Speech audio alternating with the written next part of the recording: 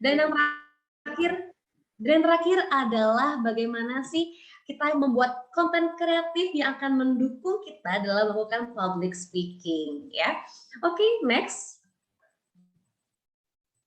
Oke, jadi tadi kan sudah sempat dijelaskan mungkin sedikit ya CV saya selaku Joget Buleleng tahun 2020. Jadi mungkin biar lebih jelas lagi teman-teman bisa lihat juga CV saya ya. Saya merupakan Joget Buleleng tahun 2020 sekaligus runner up 5 Joget Bali tahun 2021 ya, dan tadi sudah dibacakan mengenai pengalaman organisasi dan juga prestasi saya ya. Untuk teman-teman yang mungkin mau kenal lebih intens dengan saya, bisa langsung aja temenan di Instagram ya, yang sudah tertera di CV saya, dan juga komunikasi lebih intens lagi ya, bisa melalui WhatsApp saya ya. Oke, terima kasih untuk Kak Panitia, mungkin bisa di next. Oke, jadi kita langsung aja ya, kita di sini santai aja. Jadi kenapa sih speak on kamera itu penting ya? Jadi kita ketahui bersama kalau di dewasa seperti ini ya, hampir 60% ya kegiatan itu dilaksanakan secara virtual ya. Baik itu orang-orang bekerja, bahkan kuliah ya. Bahkan nih ya, untuk wawancara kerja aja, relawan misalnya ataupun melamar satu organisasi itu masih dilaksanakan secara virtual ya. Dan Dayu rasa di sini sangat perlu untuk kita bisa menguasai skill berbicara di depan kamera ya. Karena teman-teman Dayu nih ya, berbicara di depan kamera itu jauh lebih gugup ya daripada berbicara secara langsung sama orangnya ya, face to face seperti itu. Oke, next. Oke, jadi tadi sudah saya sebutkan ya, kalau banyak sekali contoh-contoh kegiatan yang memaksa kita ya harus bisa menguasai teknik atau skill berbicara di depan kamera ya. Yang pertama ada interview organisasi, beasiswa, dan melamar kerja ya. Dan orang-orang biasanya nih ya jauh lebih gugup ya interview secara online daripada interview secara offline seperti itu ya. Jadi dirasa skill ini sekarang sangat penting kita kuasai ya untuk dapat bisa nih menghantam interview ya. Karena biasanya nih ya, kemampuan public speaking seorang itu bisa menjadi pertimbangan penting dalam interview satu kegiatan seperti itu. Kemudian yang kedua adalah kuliah ya. Di sini siapa sih ya yang nggak tahu gimana sih pressure-nya kalau kita mau presentasi di depan dosen, apalagi ingin menjawab pertanyaan-pertanyaan dari teman-teman sekelas seperti itu ya. Jadi dari rasa di sini sangat penting untuk kita mengetahui ya, sekali lagi mengetahui skill bagaimana berbicara di depan kamera seperti itu. Dan yang ketiga adalah personal branding ya. Di zaman sekarang ini personal branding itu sudah sangat banyak caranya ya, baik secara offline maupun online ya. Apalagi sekarang sudah ada sosial media yang memudahkan kita untuk berinteraksi dengan orang lain, yang dimana orang-orang bisa lebih mudah untuk menilai kita seperti apa, seperti itu ya. Jadi sangat dibutuhkan sekali skill berbicara di depan kamera. Dan terakhir adalah dan lain-lain ya. Kenapa saya tulis dan lain-lain ya? Karena saya rasa, dan mungkin teman-teman juga sudah merasakan ya, bahwa menjadi anak kuliahan itu sangat penting ya dan sangat basic untuk bisa menguasai yang namanya public speaking ya, apalagi di zaman pandemi seperti ini apakah dilakukan secara virtual. Jadi sangat penting untuk kita bisa luwes gitu ya, lugas berbicara di depan kamera seperti itu. Oke, next.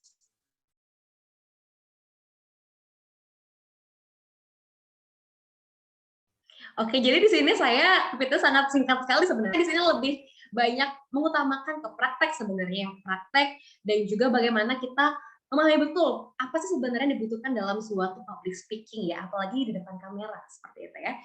Oke, yang kedua, section kedua.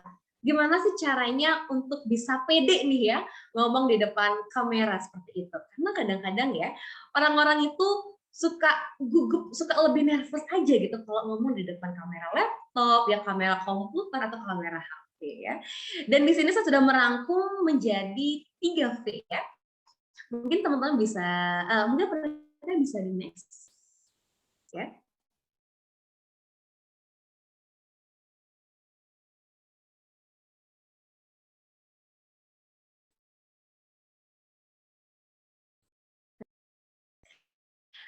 Oke. Jadi sebelum kita lanjut ke 3V itu ya, di sini Deyu ingin memberikan kalian asupan quotes ya, biasanya anak kenyang sama kayaknya ya.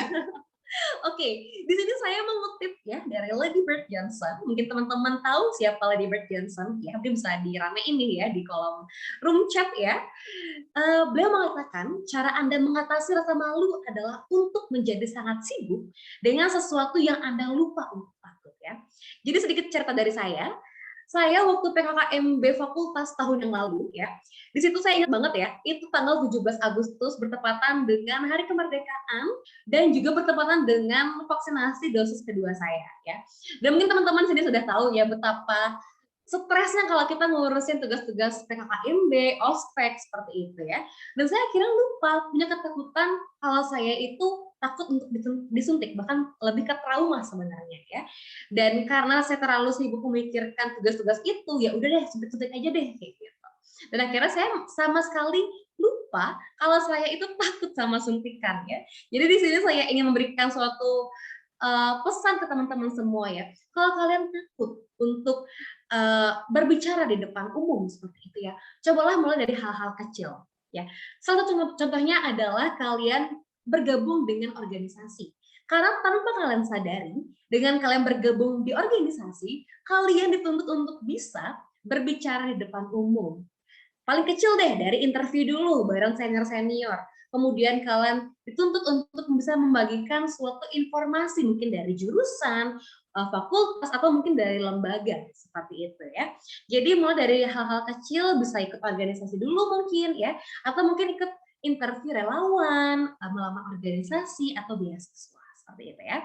Jadi buat kalian yang nggak tahu nih ya, Lady Bird Johnson ini adalah mantan ibu negara Amerika Serikat dan beliau mengatakan seperti itu ya. Mungkin untuk teman-teman yang masih malu-malu nih untuk memulai menjadi seorang speaker ya, bisa banget dicoba dari hal tersederhana terlebih dahulu ya. Mungkin bisa di next.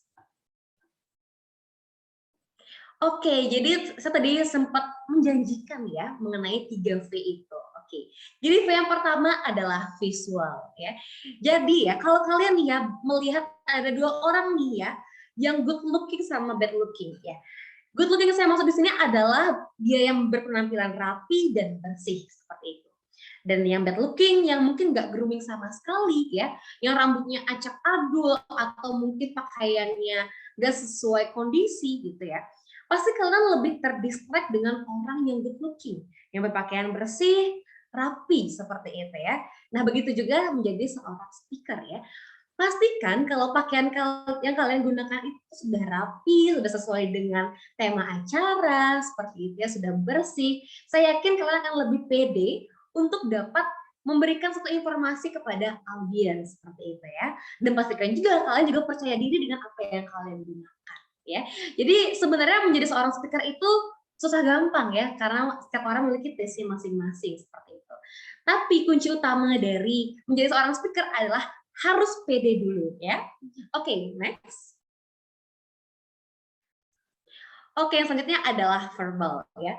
Jadi mungkin verbal di sini saya maksud adalah bagaimana sih kita bisa mengkomunikasikan suatu informasi dengan bahasa-bahasa yang cukup kita mengerti ya. Karena jujur ya, Dayu di sini melihat banyak sekali kasus ya, orang-orang mengartikan public speaking itu adalah bagaimana kita bisa mengkomunikasikan suatu informasi dengan bahasa yang gitu. Kalau bahasa Balinya tuh yang terlalu aneh-aneh lah gitu ya.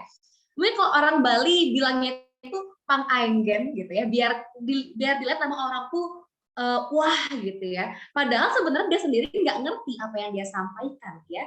Jadi cukup Anda menggunakan bahasa yang santai, yang sederhana ya, tapi orang-orang itu bisa mengerti apa yang kalian sampaikan. Dan jangan sampai kalian sendiri pun nggak ngerti apa yang kalian sampaikan seperti itu ya.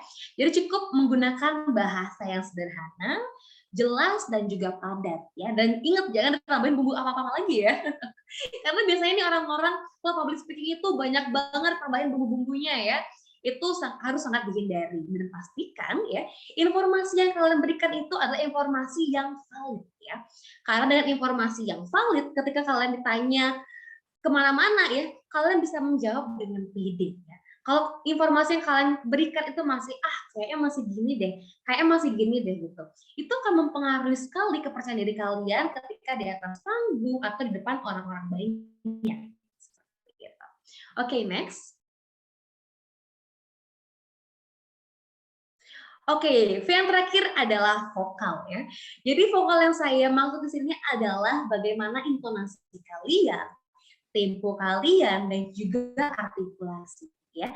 Jadi jangan sampai suara kalian terlalu tinggi atau terlalu rendah, atau tempo kalian terlalu lambat atau terlalu cepat, dan artikulasi juga harus jelas. Nah, biasanya untuk vokal ini ya, itu biasanya istilahnya didewasakan oleh jam terbang kalian sebagai seorang speaker ya.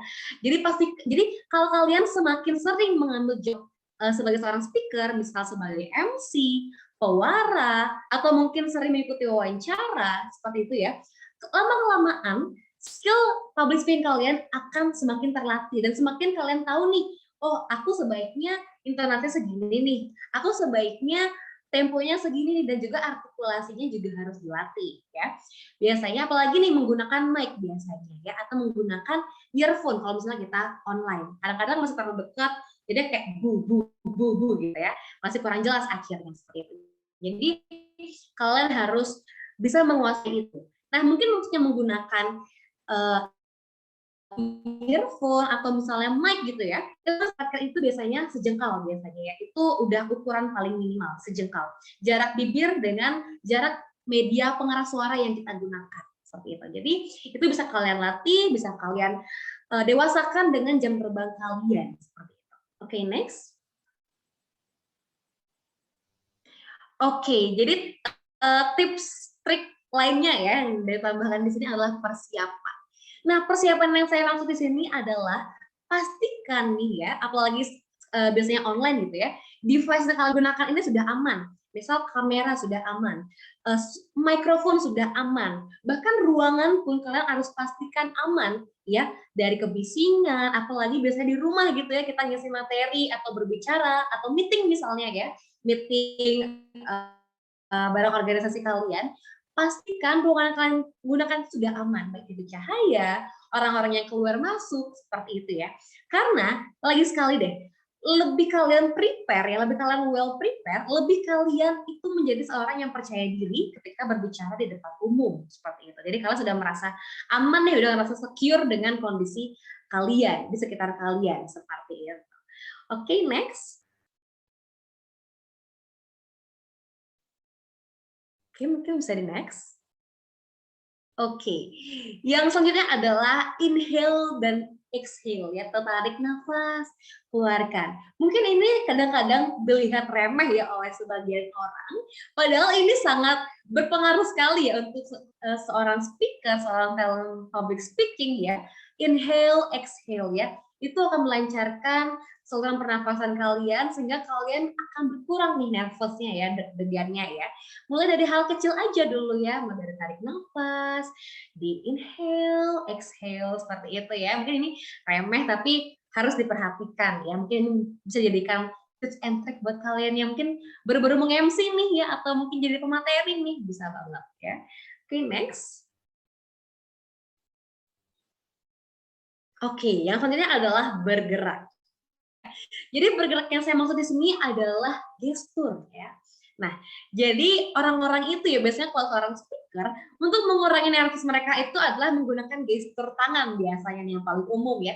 Jadi kalau mereka menggunakan gestur ya, apa yang mereka sampaikan itu akan lebih ngena feel-nya ya. Jadi dan secara otomatis itu juga akan mengurangi nervous mereka ya. Karena mereka merasa, oh aku keep in touch nih dengan audiensku kayak gitu. Jadi lebih banyak bergerak aja tapi jangan too much ya.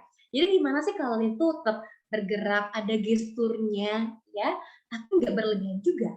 Karena kalau berlebihan ya orang-orang tuh akan mikir kayak apa sih orang ini nggak diem-diem kayak gitu. Jadi orang risih jadi melihat gestur kalian. Jadi secukupnya aja. Misal nih ya, menjelaskan sesuatu bisa dengan gestur seperti ini atau menyebutkan sesuatu 1, 2, 3 ya, itu sangat mengurangi nervous sekali ya. Karena jujur emang jam terbang saya ini masih sangat kecil sekali, sangat rendah sekali ya, tapi saya sudah pelajari dengan gestur tangan ya, itu sangat berpengaruh sekali untuk dapat mengurangi nervous. Dan penonton pun atau audiens juga akan lebih merasa, oh ini tuh pesan yang disampaikan oleh, oke, next. Oke, dan selanjutnya adalah interaksi ya. Nah, interaksi ini sangat penting buat kalian, apalagi interaksi ini harus kalian lakukan agar audiens kalian itu merasa, oh ini loh pesan yang dia sampaikan, oh ternyata dia itu memperhatikan loh audiensnya. Jadi kita tuh dilihat nggak asik sendiri ngomong seperti itu ya. Jadi harus ada interaksi dengan audiens. Misalnya kalau secara offline biasanya nih ya, pemateri akan bisa tanya jawab random nih biasa sama audiensnya seperti itu ya. Atau mungkin nih kayak tadi saya ya, perhatikan nih, oh ternyata ini toh yang dia sampaikan, yang ingin dia coba sampaikan ke para audiensnya seperti itu ya. Kalau misalnya melalui Zoom atau Google Meeting ya, bisa melalui kolom chat misalnya atau raise hand misalnya seperti itu ya. Jadi sangat banyak sekali cara yang kita bisa lakukan ya secara virtual untuk mengisi suatu materi atau melakukan suatu public speaking biar kita juga nggak nervous, audiens juga nggak boring seperti itu. Oke, next. Oke, yang section terakhir ya adalah creative content, yang dimana konten ini tentunya akan menjadi penunjang kita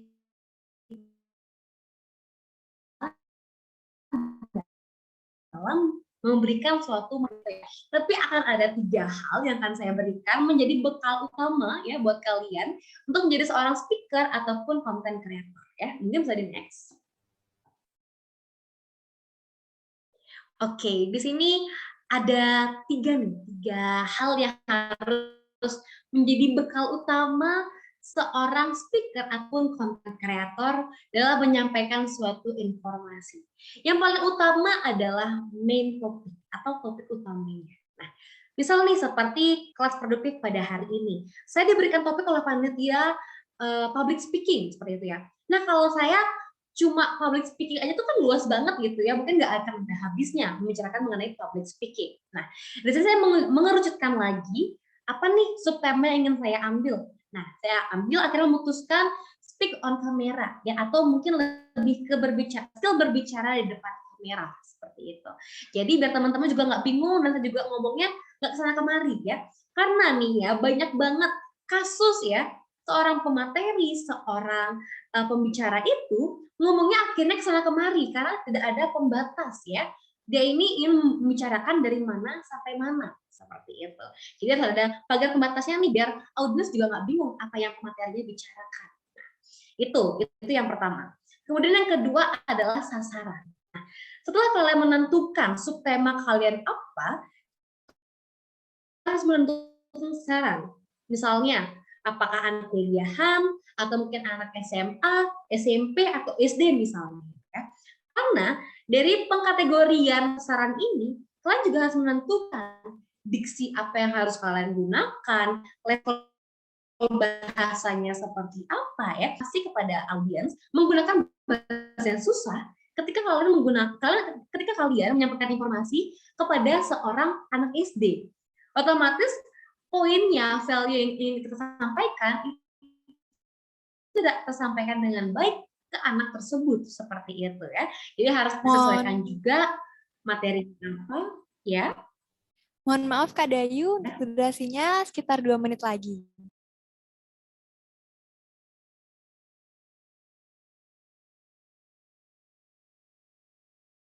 Oke, ya, terima kasih ya seperti itu ya. Jadi kalian harus benar-benar fokus nih. Oh, saranku anak kuliahan. Oh, berarti bahasaku dari ini sampai ini bisa aku gunakan seperti itu. Dan yang terakhir adalah pengemasan. Nah, saya yakin teman-teman di sini sudah memiliki taste-nya masing-masing lah ya, sudah memiliki selera masing-masing. Jadi saya nggak akan ragukan lagi. Nah, yang paling penting adalah tiga hal ini ya. Jadi mungkin sekian dulu ya sharing informasi dari saya. Dan kalau teman-teman ada yang ingin bertanya bisa tanyakan kepada saya atau narasumber yang lain di sesi terakhir. Terima kasih. Baik, terima kasih banyak atas tawaran yang sangat insightful sekali ya Kak Dayu. Tadi kita sudah menyimak pemaparan dari Kak Dayu. Mungkin sedikit hal, yakni ketika kalau kalian takut berbicara di depan umum, cobalah dengan hal-hal kecil, contohnya bergabung organisasi. Nah, kemudian saya mengingatkan pada teman-teman semua, untuk sahabat-sahabat produktif, agar apabila ingin bertanya ataupun selama pemaparan materi, teman-teman bisa juga untuk aktif menanggapi di kolom chat agar dapat menjadi peserta teraktif. Dan juga tak lupa menghidupkan kameranya. Sekian. Selanjutnya, marilah kita lanjut ke sesi 2, yaitu pemaparan dari narasumber kita yang kedua, yakni Duta Bahasa Provinsi Bali. Kepada selamat semangat pagi Kak Ayu, bagaimana kabarnya hari ini Kak Ayu? Halo, selamat pagi Kak Ajeng. Halo, kabarnya baik ya. Dan semoga kedepannya selalu baik ya kita semua di sini. Ada Kak Dayu juga, ada Sania. Amin. Baik, karena Kak Ayu sudah siap, mungkin selanjutnya kepada Kak Ayu, waktu dan tempat saya persilahkan. Oke, baik. Sembari menunggu, sebelumnya selamat malam ya teman-teman semuanya. Selamat malam juga ada Dayu Santi yang sudah memberikan informasi ya tadi sebelumnya. Luar biasa sekali jaga beleleng kita. Panitia sudah bisa di-share script. Oke, sembari menunggu. Semoga kabarnya semuanya baik-baik saja ya hari ini. Oke, sudah bisa. Oke, jadi sebelum memulai Om Swastiastu. Oke, Shalom Nama Budaya, salam kesejahteraan untuk kita semua ya. Jadi ini profil singkat sedikit saya. Jadi bisa di next. Tadi sudah dibacakan juga oleh moderator.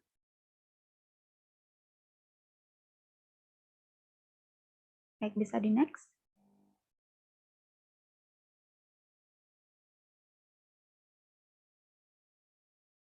Oke, jadi ini juga beberapa gambaran ya. Mungkin bisa dijadikan refleksi diri saya sendiri, bagaimana sih peran public speaking dalam kehidupan saya. Itu jadi mahasiswa di HMJ, kemudian jadi pengajar dan juga volunteer di Balai Edukasi, kemudian ikut kegiatan kemahasiswaan seperti yang dibilang Bayu Santi tadi.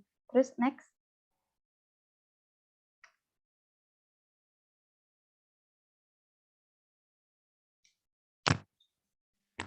Agak sedikit macet karena hujan-hujan seperti ini ya di Singaraja. Sebagai moderator juga, MC, storytelling, dan juga agent developer juga ya. Jadi ya saya rasa sangat besar sekali peranan public speaking di sini dan senang sekali ya hari ini bisa diundang untuk sharing bagaimana sih peran public speaking untuk saya dan masa depan saya seperti itu. Oke, bisa di next. Next. Oke, untuk memulai pemaparan materi pada malam hari ini, saya ingin mengumandangkan sebuah quote ya. Jadi speech is power. Jadi sangat luar biasa sekali di mana peranan speech ini bisa menjadi sebuah kekuatan untuk kita bisa menggait seseorang, untuk mempengaruhi seseorang dan lain sebagainya. Ya, jadi di sini dikatakan speech is power. Tapi bisa di next. Menurut National Social Anxiety Center mengatakan ketakutan nomor 2 di dunia itu setelah kematian adalah berbicara di depan orang banyak. Ya, nah ini kenapa ya? Mungkin ada beberapa faktor yang nanti akan bisa mempengaruhi seperti itu. Bisa di next. Nah, baik. Jadi karena tadi Dayu Santi sudah menjelaskan spesifik di bagian speech di depan kamera ya. Jadi di sini saya jelaskan mungkin public speaking yang bisa digunakan untuk berkomunikasi, public speaking untuk join kegiatan kemahasiswaan di kampus seperti itu. Nah, jadi ada dua yang bisa saya ambil ya dari pengalaman saya itu ada interpersonal speaking, ada juga ada public speaking. Yang dimana interpersonal speaking ini contohnya mungkin saya dan Dayu Santi. Oke Dayu Santi, nanti kita janjian ke Kober ya. Jadi kita ngobrol di sana bersama Dayu Santi, saya. Jadi itu yang dikatakan dengan interpersonal speaking. Jadi ngobrolnya cuma 2 orang, cuma face to face gitu. Kemudian apa itu public speaking? Nah, ketika saya di Kober itu, kemudian berdiri, kemudian memberikan sebuah pengumuman mungkin gitu di Kober ya. Nah, itulah yang dikatakan melakukan yang namanya public speaking. Jadi berbicara di hadapan orang banyak seperti itu. Next. Nah, jadi public speaking itu adalah proses, ada aksi, ada skill komunikasi, dan juga tentunya berbicara ya. Namun di balik itu semua tentu ada seni. Nah, jadi di antara ketiga narasumber hari ini mungkin seninya berbeda-beda. Dayu Santi tadi berbeda dengan saya, mungkin Sania Indri juga akan berbeda dengan saya. Karena di dalam public speaking itu ada suatu proses komunikasi, kemudian ada aksi dan keterampilan atau kemampuan yang dilakukan di hadapan khalayak umum atau di hadapan sekelompok orang dengan menggunakan seni dalam berbicara yang nantinya bisa bertujuan untuk menyampaikan suatu pesan. Itu. Next.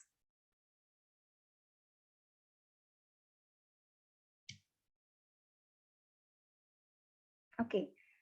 Public speaking. Kadang orang-orang berpikir, oke, aku orangnya introvert. Public speaking itu bukan aku deh. Public speaker itu bukan aku deh orangnya gitu misalnya ya. Tapi kadang anggapan-anggapan seperti itu tuh bisa dibantah dengan belajar, berlatih, dan mencoba. Kadang orang-orang berpikir, oh anaknya Raffi Ahmad, sering tampil di televisi, diajak pergi ke tempat-tempat umum, jadi dia terbiasa untuk berbicara di depan banyak umum, seperti itu. Kemudian mungkin itu public speaking itu adalah bakat dari lahir seperti itu ya, tapi menurut saya sendiri, itu akan berpengaruh juga, namun tidak sepenuhnya. Karena public speaking di sini itu merupakan hasil dari belajar, berlatih, dan mencoba. Bisa di next.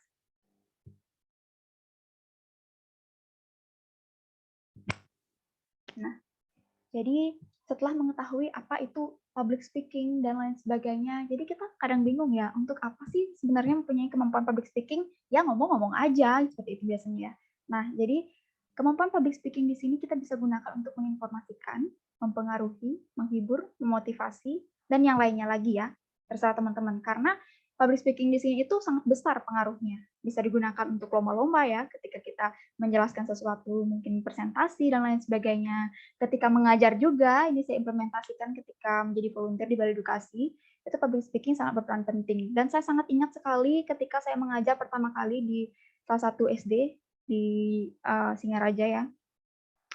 Baik adik-adik semua, jadi kakak di sini akan mengisi kelas adik-adik seperti itu. Terus tiba-tiba ada anak-anak yang kritis, mengisi apa kak? Mengisi air gitu dia. Nah, jadi di sana peranan public speaking itu sangat penting. Bagaimana kita mengungkapkan suatu informasi itu secara detail dengan seninya kita masing-masing agar bisa menginformasikan sesuatu itu dengan ditangkap dengan sangat jelas oleh audiens seperti itu. Jadi next. Nah, baik di sini mungkin saya sharing sedikit ya. Jadi saya sampai saat ini merasa bahwa public speaking itu mempunyai selain untuk menginformasikan atau menyampaikan pesan yang jelas, ternyata bisa loh sebagai sumber penghasilan. Nah, salah satunya mungkin bisa menjadi MC, menjadi moderator, seperti itu. Nah, bagaimana caranya agar kemampuan public speaking ini bisa kita jadikan sebagai sumber penghasilan? Kita sebagai mahasiswa mungkin bisa mulai dari hal yang terkecil dulu ya, di lingkup kampus, join di dalam keorganisasian, kemudian oke, aku jadi MC-nya dong atau pembaca doanya. Nah, kemudian saat acara itu mungkin datang orang-orang pejabat-pejabat penting itu ya. Jadi nanti bisa dilirik dan nanti bisa diajak join di kegiatan yang lainnya seperti itu. Karena jujur saja saya pernah mengalami hal seperti ini. Saya ikut MC, kemudian dihubungi oleh salah satu orang penting ya, Firda, kamu waktu ini yang MC ya. Ya Bapak, ya nanti tolong ikut MC di acara saya ya, seperti itu. Jadi peranan public speaking di sini itu salah satunya bisa sebagai sumber penghasilan. Kemudian untuk meningkatkan citra diri, untuk mempengaruhi orang dan juga untuk meningkatkan rasa percaya diri. Karena ketika kita berbicara dengan sudah confidence, sudah ada isinya, sudah ya pede ya, seperti yang dikatakan Dayu Santi tadi. Jadi itu bisa apa ya, membuat orang lain percaya pada diri kita, seperti itu. Kemudian yang terakhir ya bisa apa ya, mungkin bisa bertemu dengan jodoh atau mendekatkan diri dengan jodoh seperti itu ya mungkin, atau mendekatkan diri dengan orang-orang tersayang seperti itu. Karena kita sebagai manusia tentu akan selalu yang namanya berhubungan atau kontak berkomunikasi dengan orang-orang banyak. Jadi di sana kita bisa menemukan, oh ini orang sefrekuensi nih sama aku. Kadang dengan berbicara saja kita bisa menentukan, oh orang ini cocok dengan aku gitu ya, seperti itu ya. Next.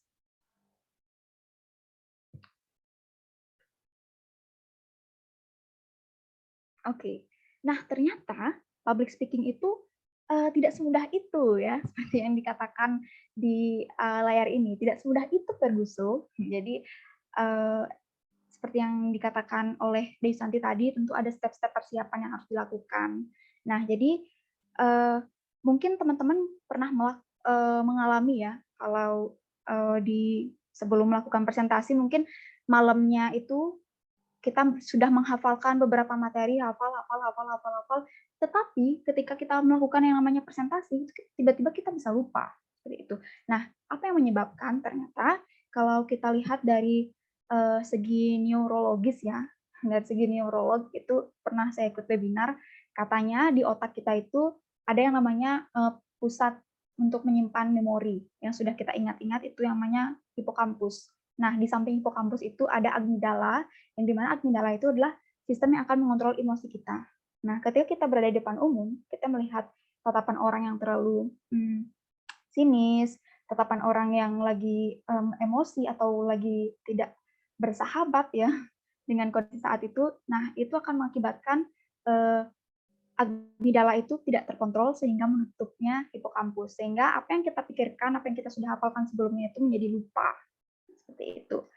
Kemudian selain itu, ketika kita berbicara juga, itu dipengaruhi oleh hal-hal yang ada di luar di luar lingkungan kita ketika berbicara. Seperti misalnya saya sekarang sedang berbicara di webinar Rumah Penalaran. Nah, mungkin saja apa yang saya sampaikan di sini itu atau seketika bisa blank gitu mungkin ya. Karena ternyata tidak hanya dipengaruhi oleh kondisi ketika di Zoom ini, tapi mungkin saja juga dipengaruhi oleh faktor-faktor di luar. Mungkin ada teman saya atau pacar saya di sana. Jadi ada dua faktor ketika kita berbicara itu yang akan mempengaruhi kelancaran dan kesuksesan kita dalam berbicara, yaitu faktor ketika kondisi kita berhadapan di tempat kita berbicara dan juga di luar tempat kita berbicara seperti tadi. Kemudian bisa di next. Nah, untuk meminimalisir kejadian-kejadian seperti itu, karena saya percaya ya, yang namanya berbicara di depan publik, di depan orang banyak, itu tentu kita akan dihadapkan dengan yang namanya risiko. Risiko orang mungkin, dia ngomong apa sih? Apa sih yang dia sampaikan? Kok aku nggak paham ya? Nah, tentu kita akan dihadapkan dengan hal atau situasi yang seperti itu. Tapi saya percaya dengan adanya latihan, dengan adanya seperti yang Rayu Santi tadi bilang, ada jam terbang, kemudian ada yang namanya persiapan, itu akan membuat kita lebih pede dan membuat kita lebih oke, aku bisa ya. Nah, jadi ada beberapa hal yang harus kita antisipasi. Yang pertama, tentu harus ada persiapan sebelum kita berbicara. Itu. Yang pertama persiapan, kemudian ketika berbicara, dan setelah berbicara. Oke, kita akan bahas satu-satu persiapan. Nah, persiapan itu apa saja sih? Kadang orang-orang berpikir ketika kita akan berbicara itu persiapannya, oke, ngobrolnya mungkin A, I, U, E, O. Jadi suara aku itu harus sudah seperti penyiar, suara aku seperti ini, seperti itu ya. Atau kita bisa bilang artikulasi. Namun, selain itu, ternyata ada hal juga yang akan mengontrol kita ketika kita bicara, yaitu otak. Di mana otak atau sistem otak kita di sini itu akan mengontrol kinerja dari indera-indera kita. Nah, yang di mana public speaking itu is not only about speaking in the public area, but it is actually about writing and then listening and reading. Jadi di mana semua hal-hal ini akan diproses dalam otak kita yang nantinya akan berpengaruh ketika kita perform. Jadi coba di next.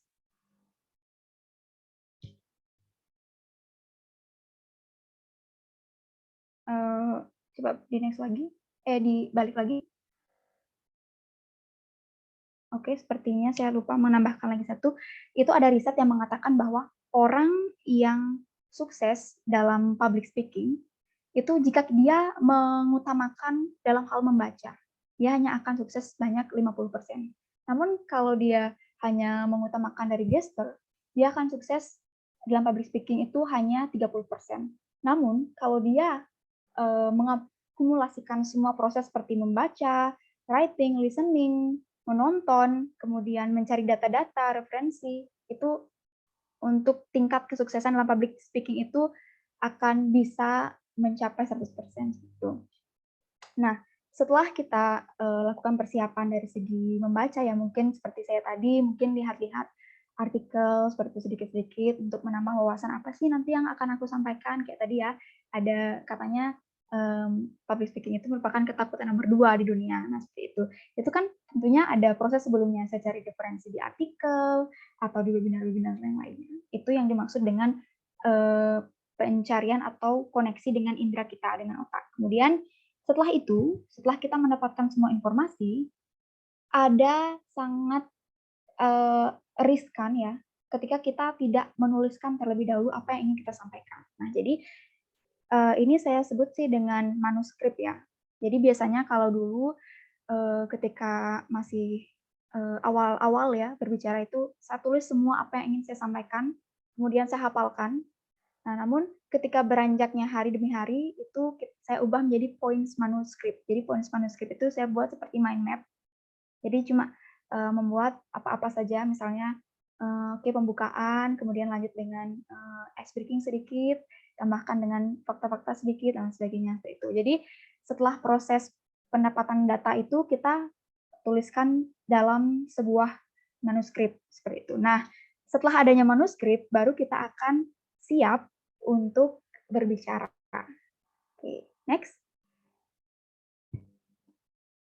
Nah, dalam berbicara ini, saya sering memakai strategi outline structure. Nah, jadi outline structure ini, introduction, study, closing. Mungkin teman-teman udah tahu ya, udah lumrah ya dengan hal ini. Oke, next, introductions. Nah, jadi di introduction ini, mungkin kita bisa buka dengan sebuah kutipan ya, seperti saya tadi, speech is power. Jadi itu akan meningkatkan motivasi audiens. Oh, apa sih speech is power? Oh, mungkin nanti akan dibahas ya setelah ini gitu. Jadi untuk mengattract audiens agar tetap stay gitu. Kemudian next. Nah, membuka dengan pertanyaan-pertanyaan yang relevan dengan topik apa yang akan kita sampaikan gitu ya. Mungkin pertanyaannya itu juga bisa dengan menanyakan kabar dari audiens seperti itu. Next.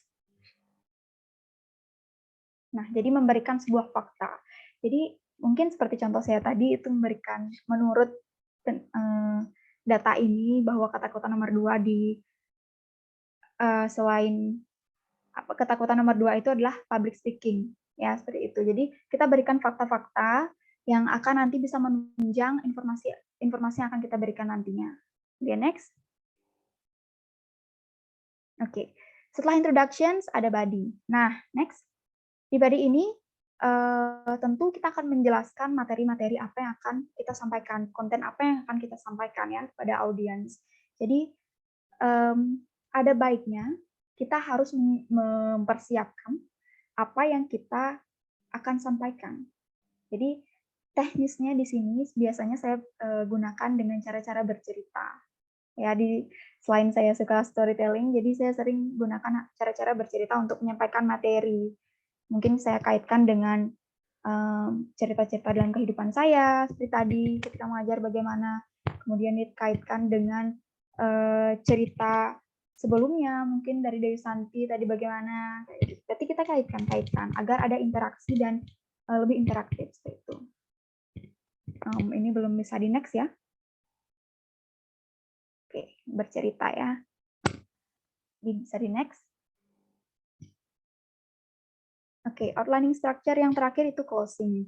Nah, jadi di bagian closing ini, saya rasa ini bagian yang sangat penting ya, karena ini akan merangkum semua materi atau informasi yang sudah kita sampaikan sebelumnya.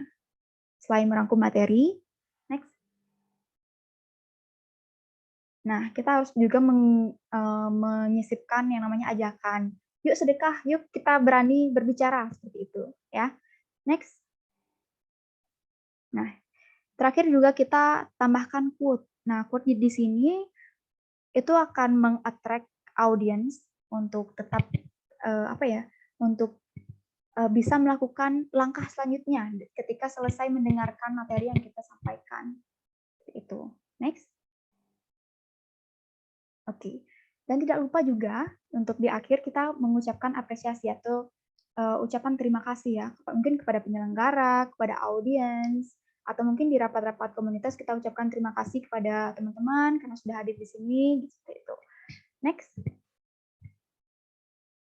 Evaluasi. Nah, mungkin saya sering sedikit ya di sini evaluasi yang saya maksud di sini itu seperti apa. Nah, biasanya kalau saya presentasi, nanti saya pasti menanyakan kepada teman dekat. Tadi aku presentasinya seperti apa sih? Kira-kira kurang apa? Seperti itu. Atau enggak setelah webinar, mungkin siapa ya saya dikenal di sini, kira-kira kurang seperti apa? Seperti itu. Kemudian selain evaluasi dari orang lain, kita juga harus evaluasi dari diri sendiri. Mungkin kita yang mengalami, kita tahu persis apa yang terjadi tadi, ya, ketika kita melakukan public speaking. Jadi, oke, mungkin next aku harus menambahkan ice breaking, seperti itu ya. Oke, bisa di next. Nah, ketika public speaking itu akan banyak sekali isu-isu yang muncul ya. Salah satunya itu Mohon maaf Kak Firda, jadi untuk durasi waktunya tinggal 2 menit lagi. Oke, baik. Terima kasih ya, Ajeng. Oke, mungkin akan ada isu-isu banyak yang muncul ya, seperti logatnya, logat aku masih pakai accent apa ya, Bali-Bali. Nah, jadi hal itu bisa dirubah dengan cara ada namanya hukum kecipratan. Nah, jadi kalau saya sendiri itu dulu masih medok-medok kayak Bali-Bali sedikit. Jadi ketika ikut lomba-lomba, mungkin lomba-lomba nasional, itu kita lihatlah gimana sih anak-anak Jakarta itu ngomong, gimana sih anak-anak Jawa Barat itu ngomong, jadi kita agak ikut-ikutin gitu. Nah, selain itu juga ada isu-isu yang muncul yaitu verbal graffiti. Nah, verbal graffiti itu seperti kita ngomong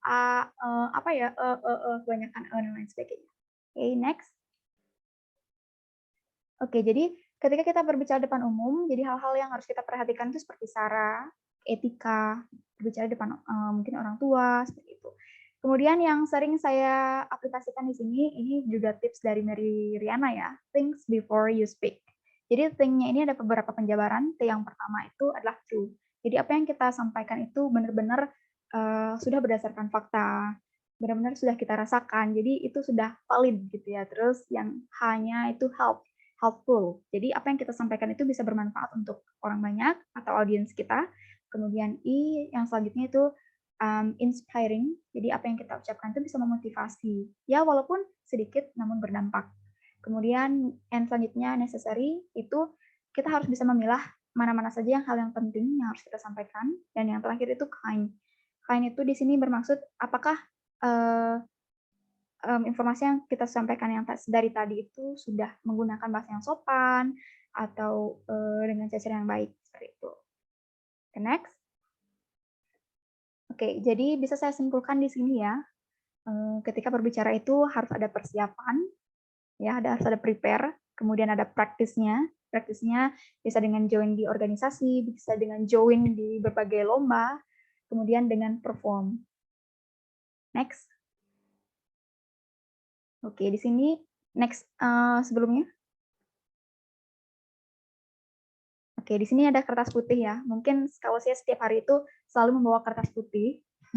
Maksudnya dalam artian dalam insting saya itu kertas putih di mana saya harus selalu belajar untuk mengisi kertas putih itu setiap harinya. Jadi mungkin di sini saya akan tunggu teman-teman mungkin nanti bisa melatih public speaking-nya dengan cara join kompetisi seperti itu. Dan karena saat ini banyak sekali ya kompetisi seperti pemilihan duta bahasa, ada lomba MC. Nah, di sana kita bisa gunakan untuk melatih dan meningkatkan jam terbang kita dalam berbicara. Next. Oke, jadi bisa saya tutup dengan quote saya dari dulu ya. Yang paling kekal di dunia ini itu adalah perubahan. Jadi jangan takut untuk berubah, karena kita harus tetap belajar. Karena saya yakin do more, get more, itu akan menjadikan kita be better. Dan do more, get more, and still explore. Saja dari saya, semoga bermanfaat. Baik, terima kasih banyak atas paparannya yang tak kalah menarik ya. Tadi kita sudah menyimak paparan dari Kak Ayu, yakni public speaking adalah hasil dari berlatih, belajar, dan mencoba. Kemudian selanjutnya marilah kita lanjutkan ke sesi 3, yaitu pemaparan dari narasumber kita yang terakhir, yaitu Duta Genre Provinsi Bali tahun 2021. Selamat pagi Kak Sania. Halo, selamat malam dan semangat pagi. Bagaimana kabarnya hari ini? Baik banget. Tadi habis olahraga, sebentar tumben olahraga. Wah, mantap sekali Kak ya. Baik, karena Kak Sania sudah siap, pada Kak Sania, waktu dan tempat saya silahkan. Oke, semoga suaranya Kak San terdengar dengan jelas ya teman-teman.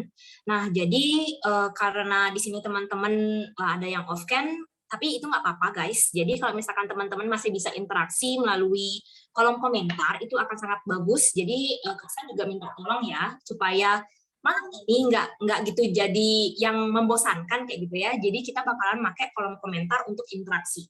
Nah, jadi teman-teman perkenalkan sekali lagi, nama saya Sania. Nanti Kak San bakalan pakai kata aku lebih sering ya, biar kita terasa lebih akrab gitu, biar bisa kita ngerasanya kayak diskusi, bukan Kak San mau menggurui, karena di sini sistemnya Kak San mau ngasih tahu bahwa apa yang udah pernah Kak San alami kalau misalkan ngomongin public speaking kayak gitu. Oke. Nah, untuk kali ini Kak San ngambil judul The Art of Persuasion. Jadi public speaking itu Kak San konsiderasi sebagai the art of persuasion. Itu kalau misalkan bahasa Indonesia, moderatornya bilang siap Kak Sania. Oke. Jadi kalau misalkan bahasa Indonesianya public speaking itu Kak San anggap sebagai seni untuk membujuk gitu istilahnya. Jadi kenapa itu Kak Sania anggap sebagai seni? Karena Kak Sania berpikir kalau misalkan public speaking itu kaitannya dengan seninya orang masing-masing, kayak gimana mereka mau menyampaikan materinya, bagaimana mereka mau membuat suasananya jadi hidup. Masing-masing orang punya seninya untuk memilih yang mana mereka mau pakai kalau misalkan ngomongin public speaking kayak gitu. Dan aku dari awal sih ngedengerin tadi dari Dayu, dari Kak Pirda, senang banget karena aku juga belajar hal yang baru. Mungkin kalau misalkan aku di sini bakalan lebih cenderung ke pengalaman yang pernah aku lalui kalau misalkan ikut public speaking, atau kayak aku kan lebih cenderung ke lomba kayak debat sama kayak speech yang kayak gitu, karena aku suka banget sama gimana kita tuh terlibat dalam suatu suasana yang kita harus ngomong, terus kita harus ngelibatin critical thinking. Aku suka banget sama yang kayak gitu. Mungkin untuk teman-teman yang ada di sini ada yang udah pernah dan sering untuk ikut lomba debat kayak gitu. Mungkin ada beberapa yang memang passionnya di lomba debat. Mungkin kalian juga bisa merasakan hal yang sama, euforia yang sama, gimana kalau misalkan ada di dalam suatu ring debat kayak gitu. Terus kita harus ngomong dengan istilahnya, kita harus ngomong dengan bagus, dengan baik, terus kita harus juga jadi critical kayak gitu. Jadi challenge yang kayak gitu Kak San yang suka banget. Oke, jadi Kak San bakalan ngasih tahu sesuatu di next slide, tapi FYI ya guys, jadi untuk sebagai basic atau sebagai briefing di awal, sebenarnya kalau misalkan secara teoritis, in my opinion, di pendapatnya Kak San, basic dari public speaking itu sebenarnya sama. Jadi yang kayak tadi Dayu bilang kalau misalkan public speaking itu awalnya harus pede. Kak San setuju banget sama yang kayak gitu. Terus Kak Firda juga bilang kalau public speaking itu harus kita tuh kalau bisa jaga intonasi, jaga pelafalan, sama kalau bisa kita juga pikir temponya kayak gitu. Dan Kak San sangat setuju mengenai hal itu. Jadi itu memang betul adalah basic dari public speaking, dan kalau misalkan teman-teman mau catat dan garis bawahi, itu akan sangat bagus jika saja teman-teman aplikasikan. Oke, next slide.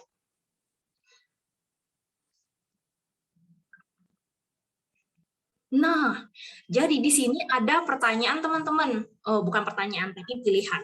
Nah, untuk teman-teman yang off-cam nggak apa-apa, sekali lagi nggak apa-apa guys. Jadi untuk teman-teman yang off-cam, Kak San minta bantuannya untuk memberikan pendapat. Nah, di sini Kak Sania ngasih dua pilihan. Yang pertama, kalian milih percaya diri tapi tidak tahu materi, atau yang kedua, kalian milih tahu materi tapi tidak percaya diri. Menurut teman-teman yang mana lebih mendingan ya? Kayak gitu. Oke. Jadi Kak San minta interaksinya di kolom komentar. Jadi kalau misalkan ada yang milih satu, silakan ketik satu dan kirim. Kalau misalkan ada yang milih dua, silakan ketik dua dan kirim. Wow, Dita Puspita udah ngirim nih. Ayo, yang lain lagi kayak gimana pendapatnya? Kita di sini buka kayak forum diskusi aja, guys. Wow, Ahmad Rafi yang dua, Putu Mahayana yang satu. Oke, lagi-lagi. Kak Sannya bakalan tunggu sampai 1 menit ya. Kak San pengen banget dengerin, bukan dengerin sih, kayak Kak San pengen banget ngeliat pendapatnya kalian kayak gimana. Oh, ada yang bilang 1, ada yang bilang 2. Wow, Claudia, ada Aulia, satu juga. Oke, ada lagi nggak yang mau ngasih tahu pendapatnya nih? Oh, bagus, Alfiantara bilangnya 1. Oh, keren-keren. 3, Kak, tidak percaya diri dan tidak tahu materi. Kak Dimas bisa aja. Oke, lagi teman-teman yang mau menyampaikan yang mana kalian pilih itu boleh banget. Jadi kalau misalkan Kak San nyampein materi itu, Kak San sukanya diskusi gitu teman-teman. Jadi Kak San nggak bakalan menghakimi kalian tuh salah, kalian betul, nggak akan. Karena Kak San tahu banget kalau misalkan kita ada di situasi belajar, terus kita dijudge, kita dihakimi kayak gitu, ada 2 kemungkinan. Yang pertama, judgmental itu bisa kita jadiin tonggak untuk membarakan semangat. Yang kedua, kadangkala ada orang yang kondisinya nggak bisa jadiin itu semangat. Jadi mereka makin down, terus mereka milih menyerah kayak gitu. Oke, nah udah banyak banget yang respon. Menurut Kak San itu cukup juga. Terima kasih teman-teman. Nah, jadi seperti di awal nih, ketika kita ngomongin public speaking, setuju banget ketika Dayu bilang public speaking itu harus percaya diri dulu. Nah, makanya di sini Kak San ngasih 2 pilihan. Kalian mau percaya diri tapi nggak tahu materi, terus tahu materi tapi tidak percaya diri. Yang mana kalian pilih? Nah, ternyata masing-masing orang punya pendapatnya. Tapi tidak bisa dipungkiri teman-teman kalau misalkan percaya diri itu juga harus dibarengi untuk tahu materi. Jadi menurutnya Kak San pilih 3 aja deh. Kak San mau tahu materi, Kak San juga mau percaya diri kayak gitu. Cuman karena ini pilihannya cuma 2, jadi ya kita harus pilih 2 kayak gitu. Jadi ini cuma ice breaking di awal, dan Kak San pengen ngecek interaksinya kayak gimana. Apakah teman-teman masih mendengarkan ataukah teman-teman udah sambil rebahan matiin kamera kayak gitu. Yang penting at the end of the day, teman-teman bisa mempelajari sesuatu dari apa yang teman-teman ikutin pada saat ini. Oke, next slide.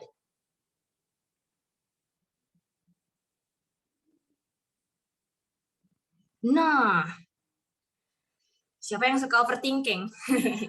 Jadi tidak dipungkiri teman-teman, Kak San juga kadang-kadang kalau misalkan ngomongin public speaking itu suka overthinking. Public speaking aja overthinking, apalagi yang lain kan ya. Itu udah biasa banget overthinking. Tapi biasanya bahan overthinking sebelum eksekusi public speaking tuh ada kata-kata yang kayak gini. Nanti mereka dengerin aku nggak ya? Gimana kalau aku lupa materi? Gimana kalau aku nggak nampilin yang terbaik? Aduh, gimana kalau misalkan nanti mereka komentar yang enggak ya? Nah, ternyata ketika Kak Sania evaluasi lagi hal-hal yang jadi bahan overthinking ini kaitannya sama si audience dan si preparation. Jadi audience itu pesertanya ya guys. Jadi ini kaitannya dengan peserta, soalnya Kak Sania overthinkingnya mikirin gimana kalau misalkan pesertanya nggak dengerin aku ya. Nah, itu kaitannya sama peserta. Terus kalau misalkan ngomongin preparation, Kak San bakalan mikir, aduh aku takut menampilkan yang tidak terbaik. Nah itu kaitannya sama preparation atau persiapan. Jadi masing-masing orang pasti tahu teorinya ini, cuman karena Kak San di sini ditugaskan itu istilahnya. Jadi Kak San di sini bagi pengalaman, Kak San juga ingin mengingatkan bahwa ini loh yang terjadi teman-teman. Jadi banyak banget sebenarnya orang-orang yang ngasih teori public speaking, dan Kak Sannya juga enjoy kok ngedengerin gimana orang-orang membagi pengalamannya mereka terhadap public speaking itu sendiri. Soalnya seperti seni, setiap orang memandangnya sebagai hal yang berbeda, setiap orang mengeluarkan public speaking itu dengan cara yang berbeda, kayak gitu. Oke, next slide.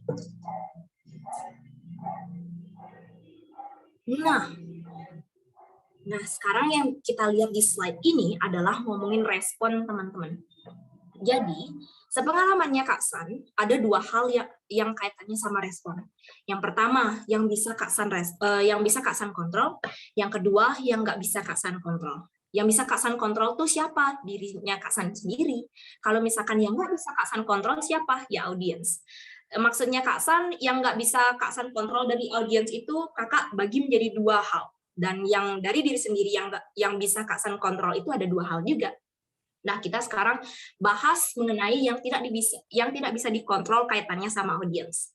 Nah, sejauh ini ketika Kakak ngelakuin public speaking, ketika Kakak lomba debat, ketika Kakak juga lomba speech atau disuruh berpidato di depan umum, itu kaitannya sama overthinking yang tadi. Kak San mikir, gimana ya kalau mereka ngejudge aku? Gimana ya kalau misalkan mereka melihat aku aneh? Gimana ya kalau misalkan mereka itu ngomong enggak sama aku? Dan ternyata yang harus Kak San ubah di perspektifnya Kak San adalah, oh iya San, kalau misalkan respon audiens itu memang nggak bisa kamu setting, kayak mereka tuh gimana caranya mereka mandang kita tuh emang nggak bisa kita setting. Kayak orang-orang tuh mungkin ada beberapa yang suka sama gaya berbicaranya kita, ada juga beberapa orang yang nganggap, oh my god, Sannya is too much. Ada yang kayak gitu. Jadi makanya yang direspon audiens itu Kak San indikatori sebagai hal yang nggak bisa Kak San kontrol. Dan ketika Kakak tahu itu nggak bisa dikontrol, jadi Kak San mulai memiliki pemikiran bahwa ya udah lakuin aja San, terserah mereka mau memberikan respon seperti apa. Yang penting yang harus saya fokuskan adalah bagaimana caranya saya memberikan materi dengan cara yang terbaik kayak gitu. Nah, nanti itu kaitannya sama diri sendiri yang bisa kita kontrol. Terus yang nggak bisa kita kontrol kaitannya sama audiens itu penerimaan audiens. Nah, ada kan beberapa kondisi ketika kita ngasih sosialisasi gitu, misalkan ketika kita kayak ikut ngasih pidato gitu misalkan, penerimaan audiens itu kadang-kadang mereka tuh kayak nggak percaya gitu sama kita. Ya nggak apa-apa ketika mereka nggak percaya. Jadi nggak usah kita pikirin kalau misalkan mereka nggak percaya, mereka ngejudge kita, nggak apa-apa, karena itu merupakan suatu hal yang memang nggak bisa kita kontrol. Dan nggak bisa kita ngasih tahu bahwa, nanti kamu harus suka sama aku ya, nggak bisa. Nah, makanya di sana tuh Kak Sania konsiderasi sebagai hal yang nggak bisa dikontrol. Nah, ketika tahu itu nggak bisa dikontrol, Kak Sania nggak mikir lagi, ya udah deh, nggak apa-apa, terserah mereka. Kalau misalkan mereka mau nganggep caranya Sania berbicara itu bagus, akan sangat bersyukur. Kalau misalkan mereka nggak suka juga nggak apa-apa. Yang penting, yang harus saya fokuskan adalah ke hal yang bisa saya kontrol. Nah, ke sana kaitannya teman-teman. Jadi caranya aku untuk meningkatkan percaya diriku kayak gitu. Soalnya, hal yang bisa kita kontrol itu bisa kita perbaiki untuk jadi lebih baik. Coba kalau misalkan kita pikir ke respon audiens, nanti kamu harus teriak-teriak ya, biar kelihatan kamu suka sama aku, biar aku bisa pede. Nggak bisa kita rely sama hal seperti itu. Yang bisa kita lakukan untuk membuat diri sendiri itu pede adalah yang pertama, ubah perspektifnya. Kita harus memfokuskan pada diri sendiri. Ketika kita melakukan persiapan, kita harus ngerti materinya. Kita harus tahu apa yang mau kita kasih gitu. Nah, terus yang kedua, kita harus milih metode yang kayak gimana kita mau, yang kayak gimana kita nyaman kayak gitu. Karena kalau misalkan orang itu punya intonasi bagus, artikulasi bagus, tapi mereka nggak tahu materi, ketika didiskusi dan tanya jawabnya itu merupakan suatu masalah besar bagi mereka. Karena kadang-kadang ketika mereka nggak tahu materi, mereka akan cenderung kayak bingung. Aduh, ini apa jawabannya ya? Aduh, ini gimana caranya sharing ya? Nah, di sanalah kalau misalkan kita tuh harus ngatur persiapan diri. Jadi kalau misalkan kita udah punya materi yang matang, metode yang matang, persiapan dirinya matang, otomatis percaya diri jadinya. Dan kalau misalkan kita udah ngerti materinya, tahu metode yang mana yang mau kita bilang atau kita lakuin kayak gitu, jadi otomatis nanti kita bisa bawa fakta, kaitkan semua hal yang berkaitan dengan hal yang kita bagi kayak gitu. Apalagi kalau misalkan udah banyak banget punya pengalaman, pasti bisa. Oh, aku ngomongin ini loh pengalaman yang berkaitan sama yang aku omongin kayak gitu. Dan yang terakhir, persiapan mental yang kaitannya percaya diri sama emosi. Nah, itu kaitannya sama persiapan diri. Sebenarnya semua hal ini berkaitan, teman-teman. Tapi kalau misalkan di sini supaya Kak Sania mudah untuk memberikan ilustrasi ke teman-teman, jadi Kak Sania bagi jadi 2 kayak gitu. Cuman ini sebenarnya dasarnya dari apa yang Kak San pernah alami. Jadi kalau misalkan ada orang yang memiliki pengalaman berbeda itu wajar aja. Jadi kalau misalkan teman-teman mau belajar public speaking, itu akan sangat seru ketika teman-teman menganalisis apa yang pernah mereka lalui. Jadi ya kalau misalkan teman-teman ngedengerin pengalaman orang lain, teman-teman juga harus berpikir, oh ini yang bisa aku pelajari, oh ini yang menarik untuk aku aplikasikan ketika aku melaksanakan public speaking kayak gitu. Terus kaitannya sama persiapan mental itu percaya diri dan emosi. Nah, balik lagi kayak yang tadi, kita jangan deh mikirin hal yang nggak bisa kita kontrol. Jadi ketika kita nggak fokus ke sana atau ketika kita mengurangi fokus kita ke sana, nanti otomatis deh kita bisa memaksimalkan apa yang harus kita tampilkan. Gitu guys. Oke, next slide.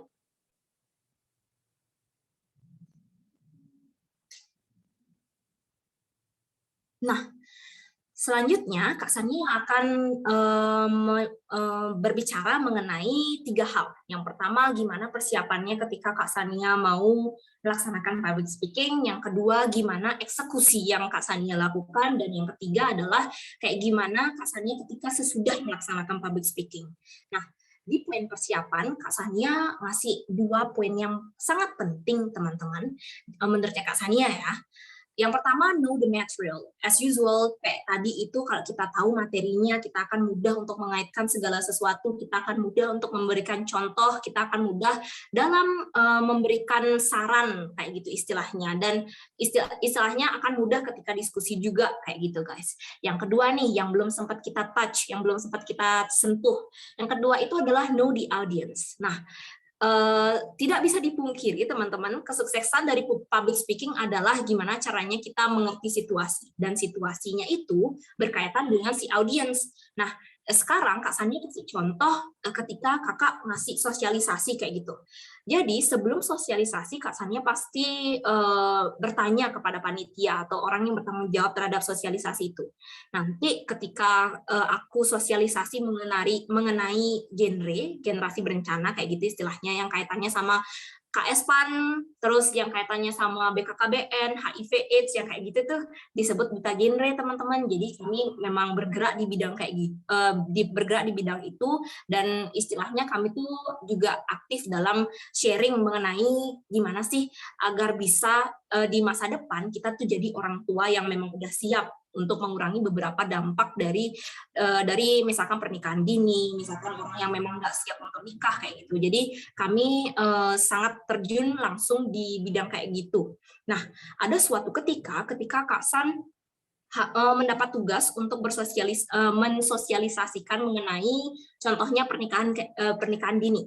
Nah, yang Kak Sania lakukan pertama adalah Kak San nanya, siapa yang bakalan jadi audiens Pak, Bu, kayak gitu. Apakah mereka tuh remaja, apakah mereka itu orang tua, kayak gitu.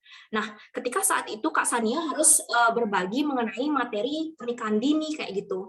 Jadi, dan ternyata audiensnya bakalan orang tua. Nah, pasti berpikir, aduh, nggak enak, no. Nggak enak kalau misalkan orang tua yang kita kasih sosialisasi. Jadi nanti rasanya tuh kayak kita tuh melangkahin mereka, kayak gitu. Tapi ketika kita udah tahu audiensnya, kita bakalan menyesuaikan metode apa yang akan kita lakukan. Nah, terus materi apa yang akan kita bahas. Jadi ketika saat itu Kak Sania memutuskan untuk membahas materi parenting. Tapi sisi pandangnya bukan dari menjadi si orang tua, tapi dari sisi pandang seorang anak. Kayak gimana sih kalau misalkan jadi seorang anak, parenting seperti apa yang membuat nyaman kayak gitu. Jadi ketika kita udah tahu materinya, kita udah tahu audiensnya, kita bisa menyesuaikan. Mungkin kalau misalkan kita memberikan sosialisasi kepada orang tua, kita harus merendahkan suara kayak gitu. Jadi kita bisa menyesuaikan ketika kita udah tahu materinya sama audiensnya. Oke, next slide.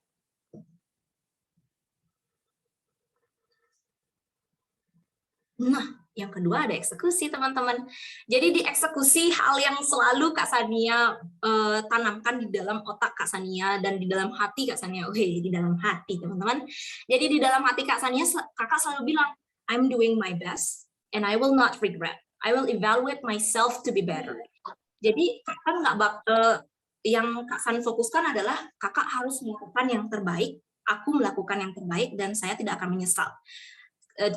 Dan di masa depan Kak San akan mengevaluasinya itu agar menjadi lebih baik kayak gitu. Soalnya ketika kita melakukan public speaking nggak bisa dipungkiri lagi kita merasa nervous kan guys. Ketika kita merasa nervous dan kita udah punya pemikiran bahwa aduh aku nggak bakalan bisa ngelakuin yang terbaik. No, jangan lakukan gitu teman-teman. Karena ketika nggak ada orang yang bisa percaya sama diri kita sendiri dan membuat diri kita termotivasi, satu-satunya orang yang bisa itu adalah diri kita guys. Jadi mungkin teman-teman punya cara-cara lain untuk memotivasi diri, tapi ingat aja kamu bisa kok kalau misalkan kamu percaya diri, kamu bisa kok melakukan ini dan tolong jangan menyesal. Jadi di awal teman-teman harus bilang teman-teman tidak akan menyesal karena ketika teman-teman melakukan kesalahan itu normal guys. Jadi nggak ada orang yang sempurna kan, seperti analogi yang bilang. Jadi istilahnya Kak San juga suka banget bukan pepatah sih, pokoknya ada quotes yang bilang kamu bisa menjadi persik yang sangat enak atau kamu bisa menjadi apel yang sangat enak, tetapi akan ada di luar sana orang yang nggak suka apel. Jadi istilahnya kamu bisa jadi orang yang sempurna, cantik, pinter, terus aktif, tapi di luar sana akan ada orang yang nggak suka hal itu. Mungkin mereka mikir, mereka cari muka kayak gitu. Jadi istilahnya kalian fokus aja sama diri kalian sendiri ketika melakukan public speaking, tapi ketika teman-teman fokus, di belakangnya harus ada backup. Backupnya apa aja? Yang pertama teman-teman tahu materinya, sehingga teman-teman nggak nyebarin hoax kayak gitu istilahnya. Terus yang kedua teman-teman harus tahu audiensnya, jadi teman-teman bisa menyesuaikan. Oke. Next slide.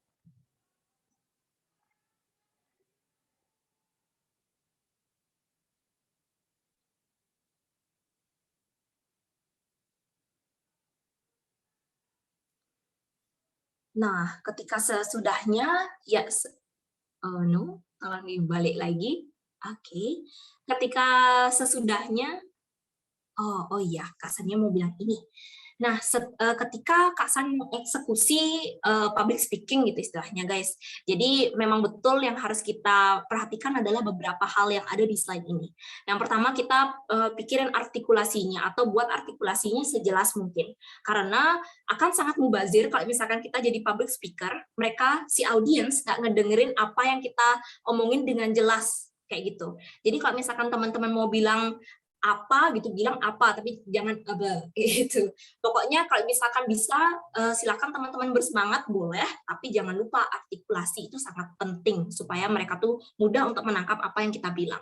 Terus yang kedua intonasi, ya seperti biasa itu kaitannya tekanan, nada, tempo sama jeda. Terus penggunaan kalimat efektif dan yang terakhir improvisasi. Ini yang Kak Sania suka dan yang Kak Sania anggap sebagai seni.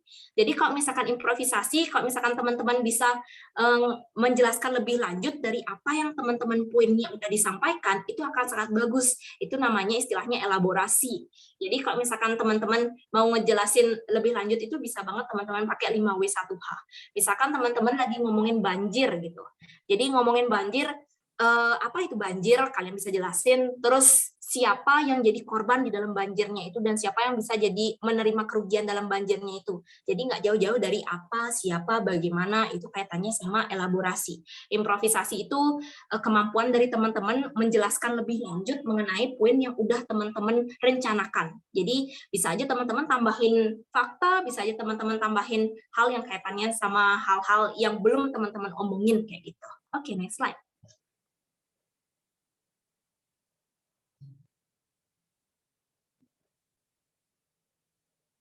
Nah, di poin terakhir ini kita ngomongin yang sesudahnya. Yang biasanya Kak San lakuin adalah evaluasi seperti biasa teman-teman. Diri sendiri yang evaluasi apa yang rasanya kurang kayak gitu.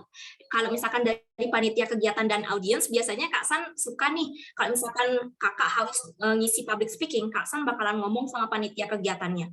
Kak, nanti coba dengerin ya. Kalau misalkan menurut Kakak kayak gimana nanti tuh. Nanti aku bakalan nanya. Kalau bisa Kakak kasih saran ya kayak gitu. Terus kalau misalkan dari audiens itu Kakak juga suka ngobrol di awal sama audiensnya. Coba nanti dengerin ya. Nanti aku bakalan nanya apa yang kurang menurutmu, apa yang bagus dan apa yang buruk kayak gitu. Selain kita nambahin relasi, kita juga bisa nambahin apa yang menjadi evaluasi dalam diri kita sendiri. Jadi kayak gitu, guys. Oke. Jadi next slide.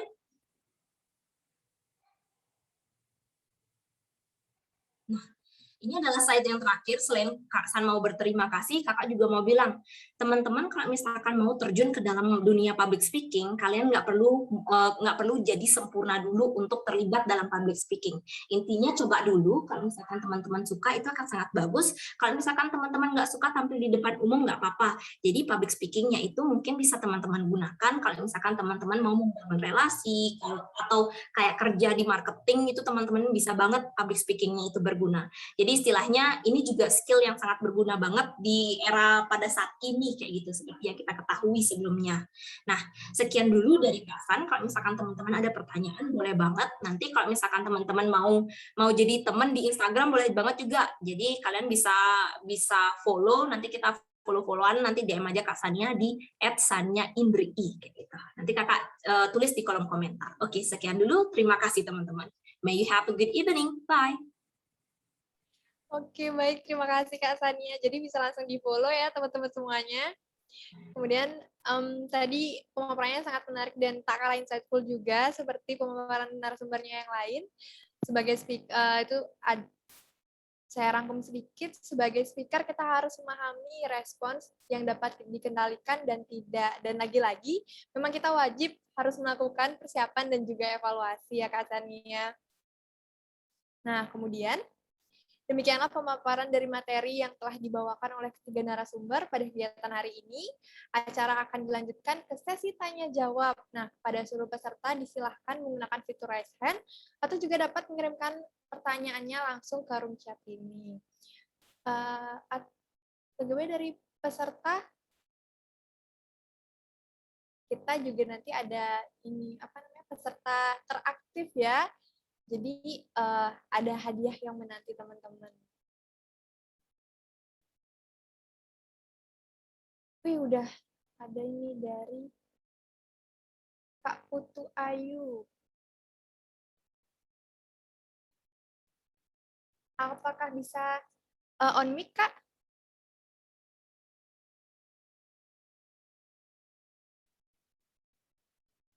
Oke, mungkin saya bacakan saja ya. Mohon izin. Selamat malam Kakak. Sebelumnya maaf saya menggunakan room chat karena di sini sedang hujan petir. Oh ya, dan sinyalnya sering lag Kakak. Perkenalkan, nama saya Putu Ayu Sri Dewi dari Universitas Pendidikan Ganesha, Prodi S1 Pendidikan Biologi. Izin bertanya Kakak, saya masih bingung saat latihan menjadi MC non-formal Kak, karena dituntut untuk ceria tapi tidak boleh berlebihan. Jadi sebaiknya intonasi saat acara itu menggunakan cara bicara seperti apa ya Kak, jika tamunya itu kebanyakan ketua UKM. Terima kasih Kak. Mungkin dari Kak Ayu Pirda dulu deh.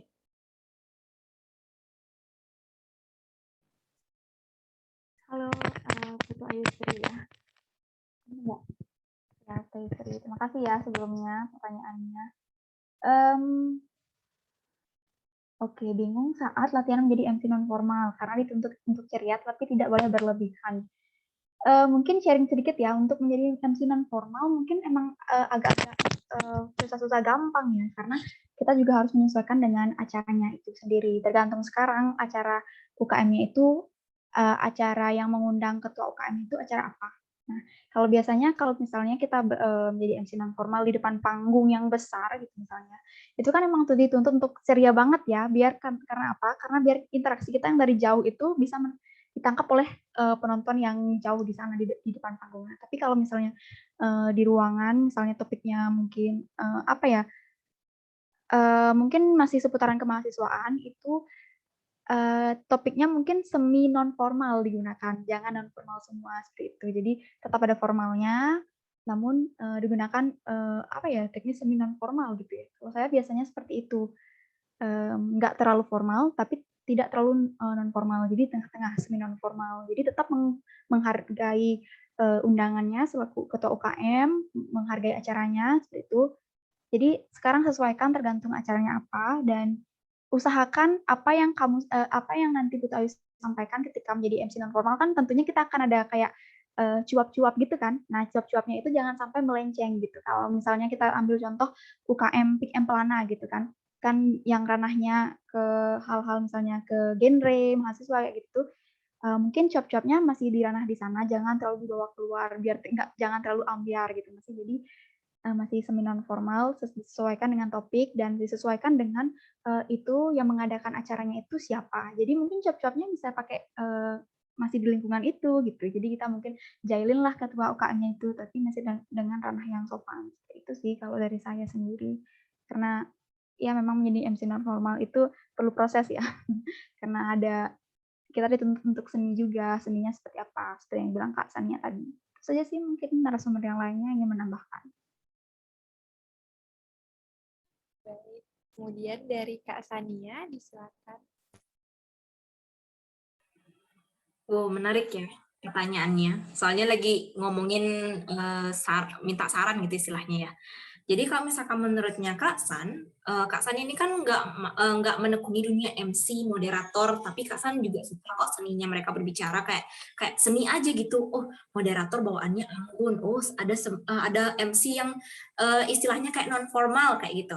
Nah, mungkin yang bisa Kak Sania kasih saran adalah kalau misalkan adik tuh dibilang jangan terlalu berlebihan, coba adik tanya berlebihannya kayak gimana Kak?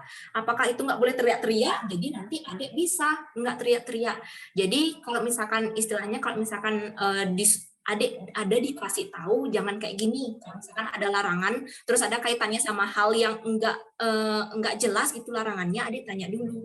Oh, ini maksudnya nggak berlebihan tuh kayak gimana ya? Kalau misalkan saya nggak boleh ngomong pakai kata aku, oh nanti saya bisa jangan pakai kata aku kayak gitu. Jadi istilahnya nanti di awal teman-teman kaitin aja sama panitianya, pasti tanya-tanya gitu sebagai kalau misalkan kita dipilih sebagai pembawa acara MC itu di awal kita wajib untuk nanya-nanya lebih banyak mengenai kriteria seperti apa semestinya kita tuh jadi MC kayak gitu. Soalnya nggak bisa dipungkiri kalau misalkan masing-masing acara itu pasti mereka punya standar yang beda-beda.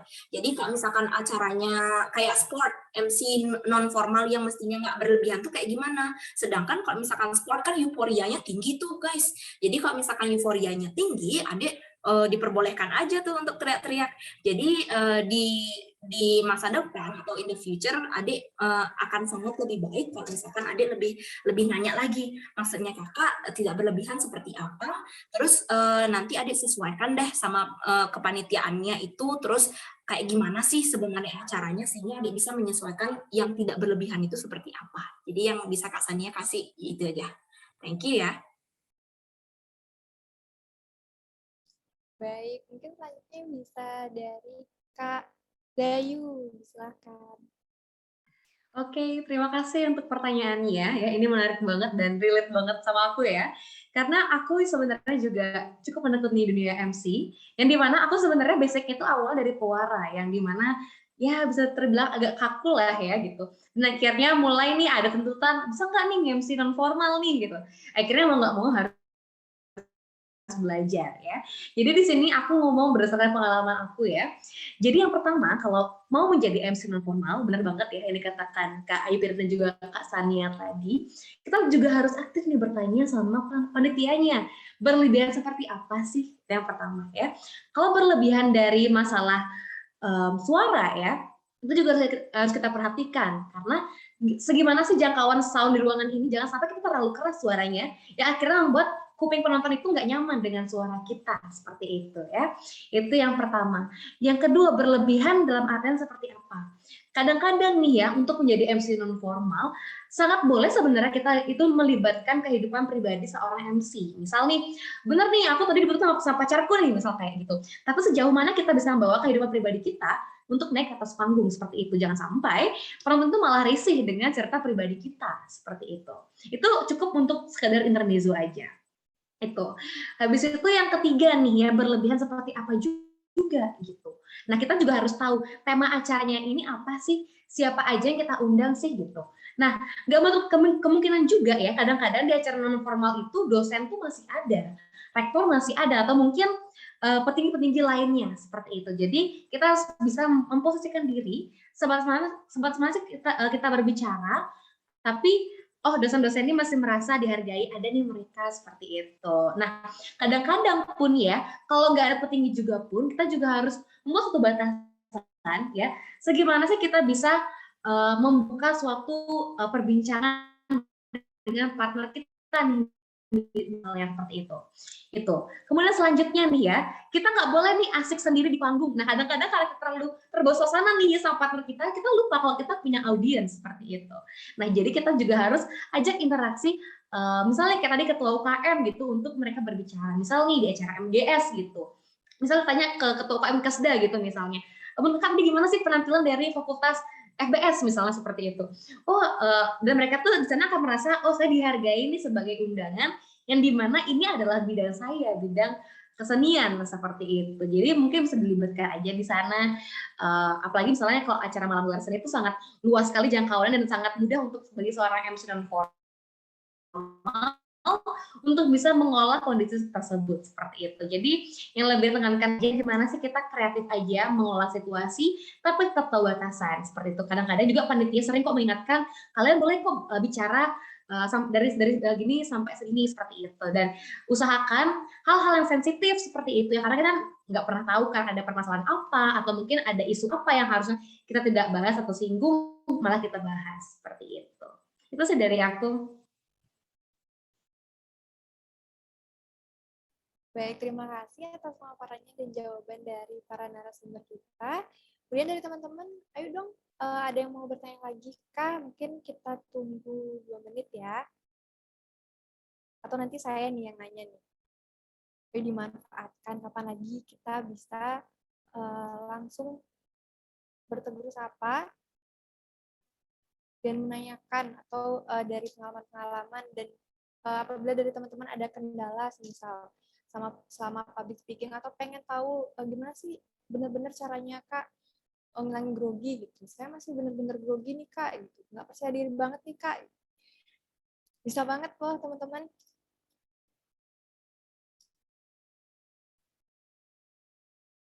Oke, kita tunggu dahulu. Itu ada Kak Raffi, Kak Ajeng yang udah raise hand. Oh iya, di sini sudah ada Kak Raffi. Terima kasih. Pada Kak Raffi, bisa di on mic. Saya persilahkan. Oke.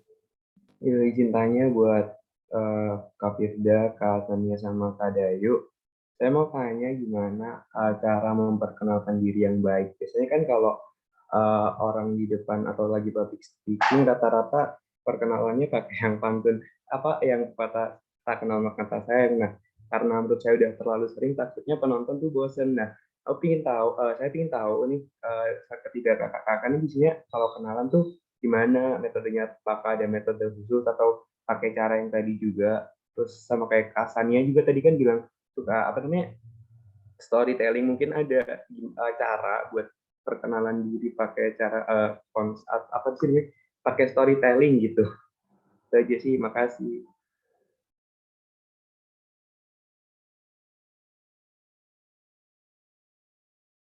Baik, terima kasih atas pertanyaannya. Mungkin langsung bisa dijawab. Di sini dari Kak Dayu dahulu. Disilahkan. Oke, terima kasih atas kesempatannya. Halo, salam kenal Kak Raffi. Oke, jadi di sini aku ingin memberikan tips sedikit ya gitu ya. Jadi yang pertama kita harus ketahui dulu kita perkenalan itu dalam acara apa, situasi apa, dan juga siapa sih penyelenggara kegiatannya seperti itu. Nah, misalnya nih kita ikut ajang pageant deh misalnya karena itu yang aku ikuti ya. Misalnya kita ikut ajang Jaget Bagus gitu misalnya. Nah, usahakan yang kita perkenalkan dari diri kita itu, misal satu wawancara misalnya ya, itu adalah hal informasi yang dibutuhkan oleh yang menginterview kita seperti itu. Misal, saya ikut Jahit Bagus, yaitu Duta Pariwisata dan juga Budaya. Nah, mungkin yang bisa diperkenalkan misal dari pengalaman organisasi, usahakan yang berkaitan dengan pariwisata dan juga budaya seperti itu. Misal, saya pernah mengikuti organisasi Pokdarwis atau kelompok sadar wisata seperti itu. Jadi usahakan apa yang kita berikan informasinya adalah informasi yang relate dengan acaranya seperti itu. Jadi orang-orang yang terkait juga akan mengenai dia emang di bidangnya loh, ternyata dia orangnya seperti ini loh, karena itu akan berkaitan dengan personal branding kita seperti itu. Jadi mungkin itu sih ya saran dari aku. Jadi kita harus pelajari dulu kondisinya apa, situasinya apa, dan kita perkenalan diri untuk acara apa, seperti itu. Baik, terima kasih pada Kak Dayu. Saya lanjutkan ke Kak Ayu Firda. Disilahkan, Kak.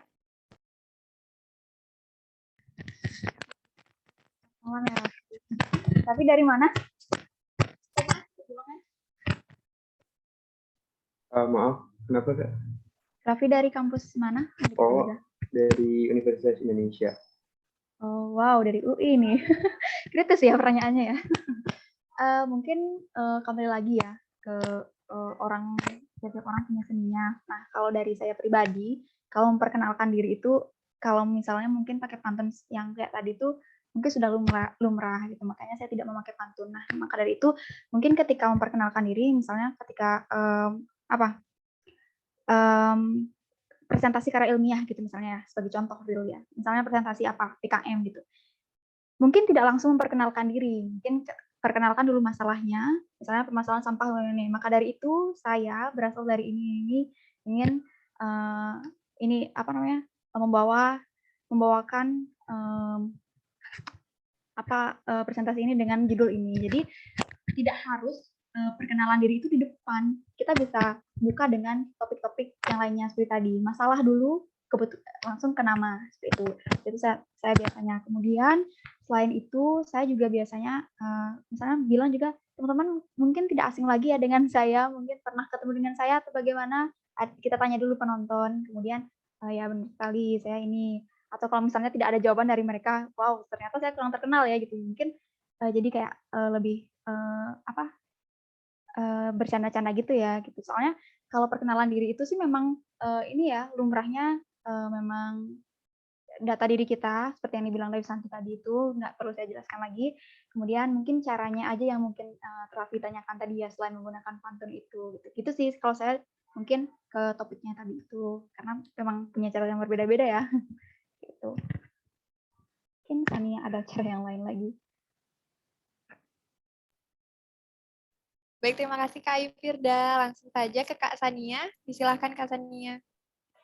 Oke, terima kasih pertanyaannya Raffi. Jadi mungkin maksudnya Raffi, kalau misalkan perkenalan diri itu maksudnya kalau misalkan perkenalan diri menarik, otomatis si audiens bakalan fokus ke kita kayak gitu ya Raffi ya? Atau kayak gimana maksudnya Raffi? Iya, kalau lebih ke menarik perhatian di awal gitu, biar fokusnya lebih ke kita dan kemana-mana. Jadi mungkin yang bisa aku kasih tahu dan yang sering aku aplikasikan adalah ketika kita pengen si audiens itu fokus ke kita, bukan perkenalan diri yang kita giniin, yang kita istilahnya buat menarik. Mungkin Raffi bisa fokus ke gimana caranya Raffi memulai dari pembicaraannya Raffi. Karena kadangkala orang itu bakalan nggak pengen tahu namamu siapa, yang penting kamu itu ngasih apa yang mau kamu kasih kayak gitu. Kalau misalkan yang kamu kasih itu menarik, aku bakalan dengerin. Terserah kamu itu dari mana, siapa, kayak gitu. Jadi mungkin yang bisa Raffi fokusin, kalau misalkan mau menarik dari interaksi atau mungkin perhatian dari si audiens itu, mungkin Raffi akan lebih baik kalau misalkan fokus ke gimana caranya memulai. Makanya kalau misalkan kayak tadi itu ada banyak caranya memulai sebelum kita mengarah ke perkenalan diri. Contohnya kayak storytelling, mungkin Raffi bisa ceritain pengalamannya Raffi yang menarik, sehingga mereka tuh, ih apa maksudnya orangnya nih ya, ngomongin pengalaman yang menarik, jadinya mereka tuh kayak ke-trigger gitu, ih dengerin apa sih yang mau dia omongin, kayak gitu. Terus baru perkenalan diri. Terus kalau misalkan Raffi mau memulainya dengan ngomongin kasus, boleh banget. Nanti mungkin mereka tuh bisa berpikir, oh orang ini keren karena mereka tuh tahu kasusnya, kayak gitu.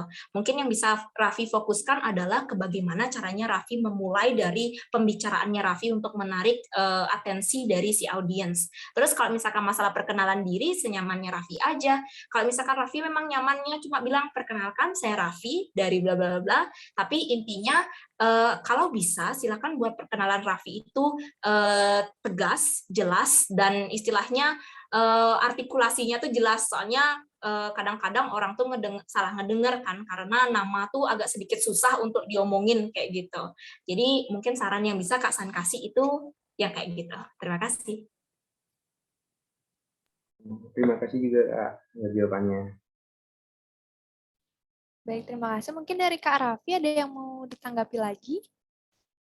Udah cukup buat Kak Putri, jadi jawabannya memuaskan semua. Oke, baik. Terima kasih. Soalnya di sini sudah ada di kolom chat dari Kak Arida. Selamat malam, Kak. Maaf sebelumnya tidak bisa on mic karena ada kegiatan. Jadi di sini mau bertanya terkait masalah dari orang sekitar. Orang sekitar saya, bagaimana sih cara agar suka berpublic speaking atau cara mendorong teman untuk sering-sering speak up? Terima kasih. Baik, untuk pertanyaannya, yang pertama akan dijawab oleh Kak Sania. Dipersilahkan kepada Kak Sania.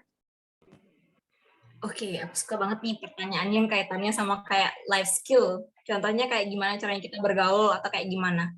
Nah, dulu aku berpikir nih, kalau misalkan aku punya teman banyak, aku itu adalah orang yang sangat disukai oleh orang-orang. Tapi nyatanya ketika kita punya teman banyak, ternyata ada banyak orang juga yang bisa membenci kita di belakang. Contohnya sama aja, kalau misalkan kita tuh belajar public speaking, ternyata ketika kita punya teman banyak, nggak semua teman banyak itu suka semuanya sama public speaking. Jadi saran yang bisa Kak Sania kasih itu, untuk adik, silakan adik pilih aja circle yang memang mendukung adik untuk berkembang. Jadi nggak usah adik pikirin kalau misalkan adik sukanya public speaking, adik nggak usah paksa diri untuk fit in ke lingkungan yang suka sport kayak gitu contohnya. Jadi adik fokus aja, oh aku suka public speaking dan aku sadar bahwa diriku suka public speaking, jadi aku mencari teman belajar yang suka public speaking. Karena sama halnya ketika kita belajar bahasa Inggris, teman-teman yang ketika pada saat aku SMA, aku nggak suka bahasa Inggris. Tapi aku sadar diri kalau misalkan kemampuanku itu belum se-expert itu. Tapi aku pengen banget punya teman belajar bahasa Inggris. Jadinya aku memutuskan untuk meninggalkan beberapa circle yang suka ngejudge aku ketika ngomong bahasa Inggris. Aku memilih untuk society yang nggak begitu judgmental ketika aku ingin mengembangkan diri. Jadi that's okay kalau misalkan adik mau ngefilter circle-nya adik, that's okay. Yang penting adik ke circle yang bisa bikin adik berkembang. Terus kalau misalkan adik mau ngedorong orang suka public speaking, nggak usah susah-susah ketika adik udah berada di lingkungan yang tepat gitu istilahnya. Kalau misalkan adik udah ada di lingkungan yang memang kebanyakan suka public speaking, adik nggak perlu mendorong, adik akan saling mendorong. Jadinya kayak gitu. Jadi adik nggak perlu susah payah untuk kamu harus suka public speaking karena aku suka public speaking. Enggak. Jadi istilahnya nanti lingkungannya bakal jadi, yuk belajar public speaking. Kamu kemarin belajar apa ya? Aku ketemu yang ini. Jadi kalian bakal saling mendorong dan saling berbagi gitu istilahnya. Jadi yang bisa aku kasih tahu ya nggak usah adik berusaha untuk fit in di circle yang memang nggak mendukung. Jadi adik fokusin aja ke circle yang memang suka public speaking. Kalau nggak ada, boleh adik buat atau adik cari di tempat yang lain. Contohnya kalau misalnya kita nggak ketemu di dunia nyata, di dunia maya aja nggak apa-apa. Jadi belajar itu bisa di mana saja dan setiap orang bisa jadi guru, setiap rumah bisa jadi sekolah. Terima kasih. Baik, setuju banget Kak. Belajar bisa di mana saja ya. Nah, mungkin dari Kak Arida. Oh, Mohon maaf. Selanjutnya saya persilahkan kepada Kak Ayu Firda. Oke, baik. Ini lumayan seru ya. Bagaimana caranya mengajak teman biar dia speak up gitu ya. Terus sekarang tergantung sih. Nah, kalau mungkin hal simpelnya, kalau saya biasanya terapkan sih ajak ngobrol dulu ya mereka. Kita yang harus aktif ngobrol gitu. Jangan menunggu mereka. Kadang ada orang yang memang benar-benar misalnya dia pendiam. Kita ikut juga diam, ya udah nggak ada terjadi komunikasi di sana seperti itu. Jadi kalau kita sudah tahu mereka orangnya introvert gitu misalnya, ya udah kita yang ngajak ngomong duluan. Gini, tapi masih sebatas wajarnya aja ya biar mereka tidak tersinggung. Itu yang pertama yang simpelnya dalam kehidupan sehari-hari kalau ingin teman-teman speak up gitu. Mungkin dalam artian lebih mau banyak berbicara gitu. Nah, kalau saya di sini jujur saja mungkin bukan bermuka banyak ya, tapi semacamnya itu, semacam itu. Kadang mungkin seperti yang dibilang Sania tadi sih, mungkin kalau misalnya kita ada di grup yang misalnya kadang orang-orang tuh suka nulis gitu ya, Kak. Ketemu orang-orang yang mungkin di kepenulisan gitu, mungkin nggak terlalu kita suka ajak ngobrol. Ya udah kita jangan tunjukkan diri kita tuh ini apa namanya terlalu ke apa namanya pinter ngomongnya. Aku nih ini banyak banyak cincaunya gitu seperti itu ya.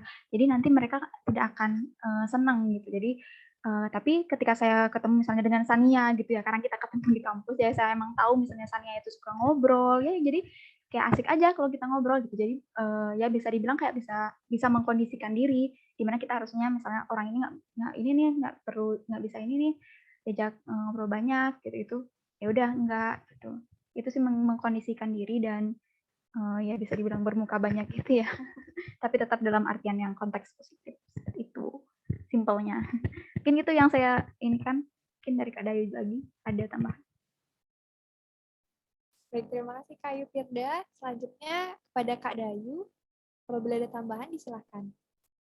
Oke, terima kasih. Jadi benar banget ya apa sudah disampaikan oleh Kak Sami dan juga Kak Ayu Firda ya. Dan sini aku juga ingin menambahkan sedikit ya mengenai gimana sih biar kita tuh bisa suka sama public speaking dan bisa mendorong orang-orang biar suka juga sama public speaking ya. Jadi kita bisa pakai kondisi pandemi sekarang ini deh ya. Awalnya orang-orang itu sangat mengabaikan yang namanya cuci tangan, seperti itu menjaga kesehatan atau hidup dengan PHBS atau pola hidup bersih dan sehat seperti itu ya. Namun ya karena ada pandemi ini, orang-orang baru tahu nih oh ternyata ini toh urgensinya kenapa kita tuh harus PHBS, harus selalu mencuci tangan dan memulai hidup yang bersih dan sehat seperti itu. Nah, begitu juga dengan public speaking ya. Awalnya kita juga harus tahu nih kenapa sih kita harus bisa public speaking atau kenapa sih kita harus punya basic public speaking ya. Dan setiap orang itu akan ketemu di titik terangnya ya. Oh, ternyata ini toh urgensinya kenapa kita harus bisa public speaking atau oh ternyata ini toh yang membuat orang-orang itu pada akhirnya at the end of the day ya harus bisa nih setidaknya basic dari public speaking seperti itu ya. Dan benar banget juga kalau kita juga harus bergabung sama lingkungan-lingkungan yang akhirnya mendorong kita dan juga akhirnya membawa kita ke level yang lebih tinggi lagi seperti itu. Nah, contoh seperti sekarang ya, kita juga adalah mahasiswa semester 2 di Undiksa yang sebenarnya kalau dibandingkan dengan kakak-kakak tadi tuh sudah jauh banget sebenarnya gitu ya pengalaman mereka seperti itu. Dan akhirnya saya bersyukur banget bisa diundang oleh Rumah Penalaran, akhirnya bisa bertukar pikiran dengan Kak Sania, dengan Kak Yupi dan juga teman-teman yang lain di sini, yang akhirnya membawa saya, oh nah ini toh tips and trick lainnya yang bisa membawa saya upgrade level public speaking saya seperti itu. Jadi teman-teman tenang aja, semua pasti akan ada titik terangnya nih ya istilahnya untuk mengetahui oh ternyata ini toh manfaatnya public speaking. Oh ternyata ini toh pentingnya kita bisa memiliki basic di public speaking seperti itu. Jadi itu sih Kak.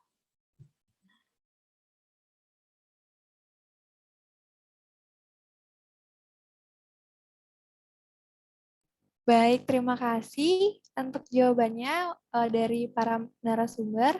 Saya dari Kak Arida, pada yang mau ditanggapi lagi, Kak Arida?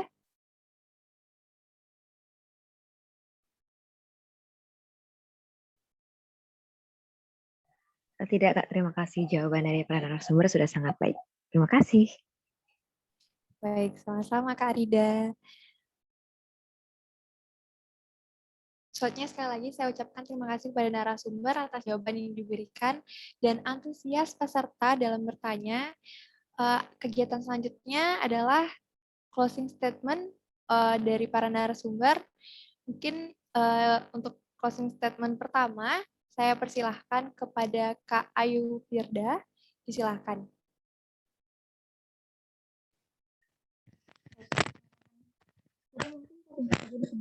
Kita semua tentunya yang bergabung di sini adalah anak-anak muda.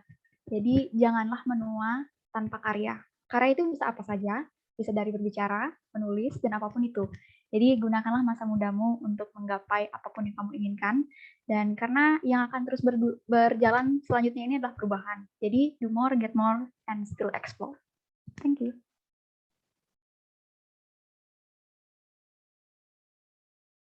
Mantap sekali, sangat-sangat memotivasi Kak Firda. Selanjutnya saya persilahkan waktu dan tempat kepada Kak Sania.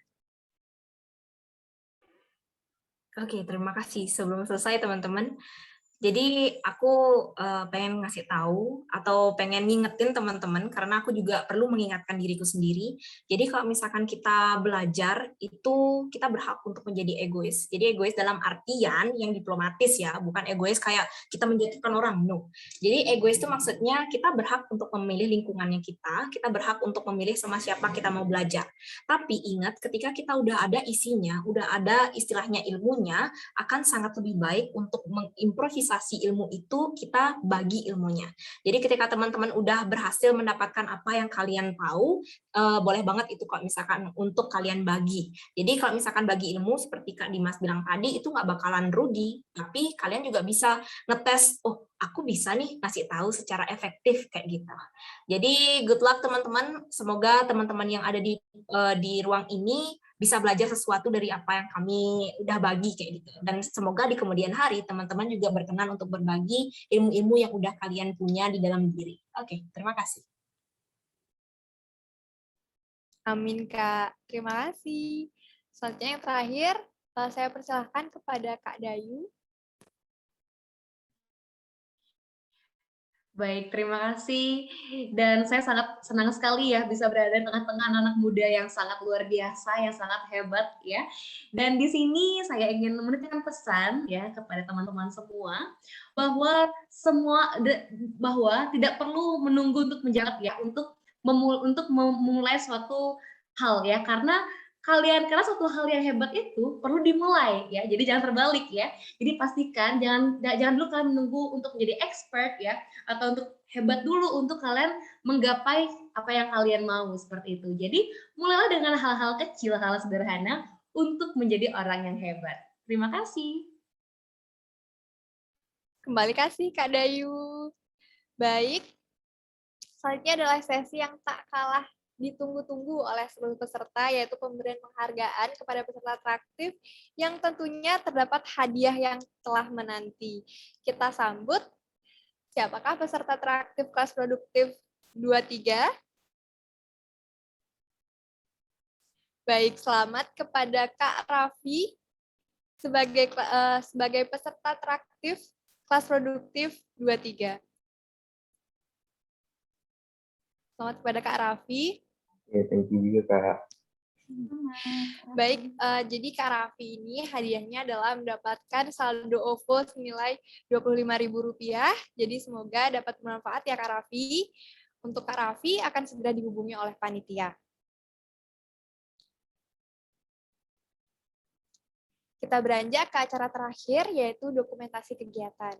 Diinformasikan kepada para narasumber dan seluruh peserta, serta panitia agar menghidupkan kameranya, karena akan dilaksanakan sesi dokumentasi.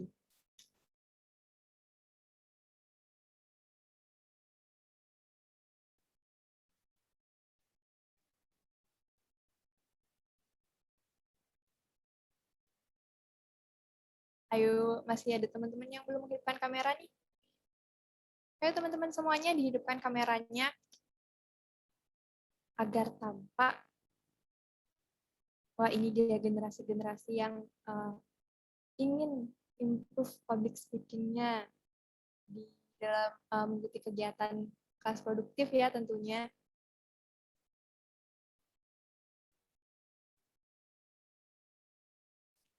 Baik, langsung saja. Dalam hitungan ketiga, teman-teman bisa langsung berpose yang cantik dan ganteng. 1, 2, 3. Untuk slide kedua, saya hitung kembali. 1, 2, 3. Baik, terima kasih teman-teman yang sudah menghidupkan kamera. Nah, Sobat Produktif, demikianlah acara kelas produktif 23 mengenai public speaking yang bertemakan Be a Better Speaker for a Better You. Sebelum itu, saya mengingatkan beberapa poin hasil dari materi yang telah dipaparkan oleh ketiga narasumber dan tentunya dapat kita jadikan motivasi. Nah, kunci utama menjadi seorang speaker adalah percaya diri dahulu, kemudian persiapan merupakan hal yang penting, dan terakhir, untuk menjadi speaker tidak hanya percaya diri, tapi juga diimbangi dengan memahami materi. Terima kasih kepada para narasumber dan seluruh peserta yang telah berpartisipasi dalam kegiatan ini. Akhir kata, saya selaku moderator undur diri. Mohon maaf apabila ada salah kata. Dan semoga kita dapat bertemu kembali di dalam kegiatan lainnya. Sekian, terima kasih. Om Santi Santi Om. Wassalamualaikum warahmatullahi wabarakatuh. Shalom, namo buddhaya, dan salam sejahtera untuk kita semua. Semangat pagi. Terima kasih semuanya. Silakan. Terima kasih Kak Aja. Juga Terima kasih semuanya. Terima kasih narasumber, terima kasih peserta. Semangat teman-teman, semangat rumah pelajaran. Terima kasih Kak Sania, Kak Firda, Kak Dayu.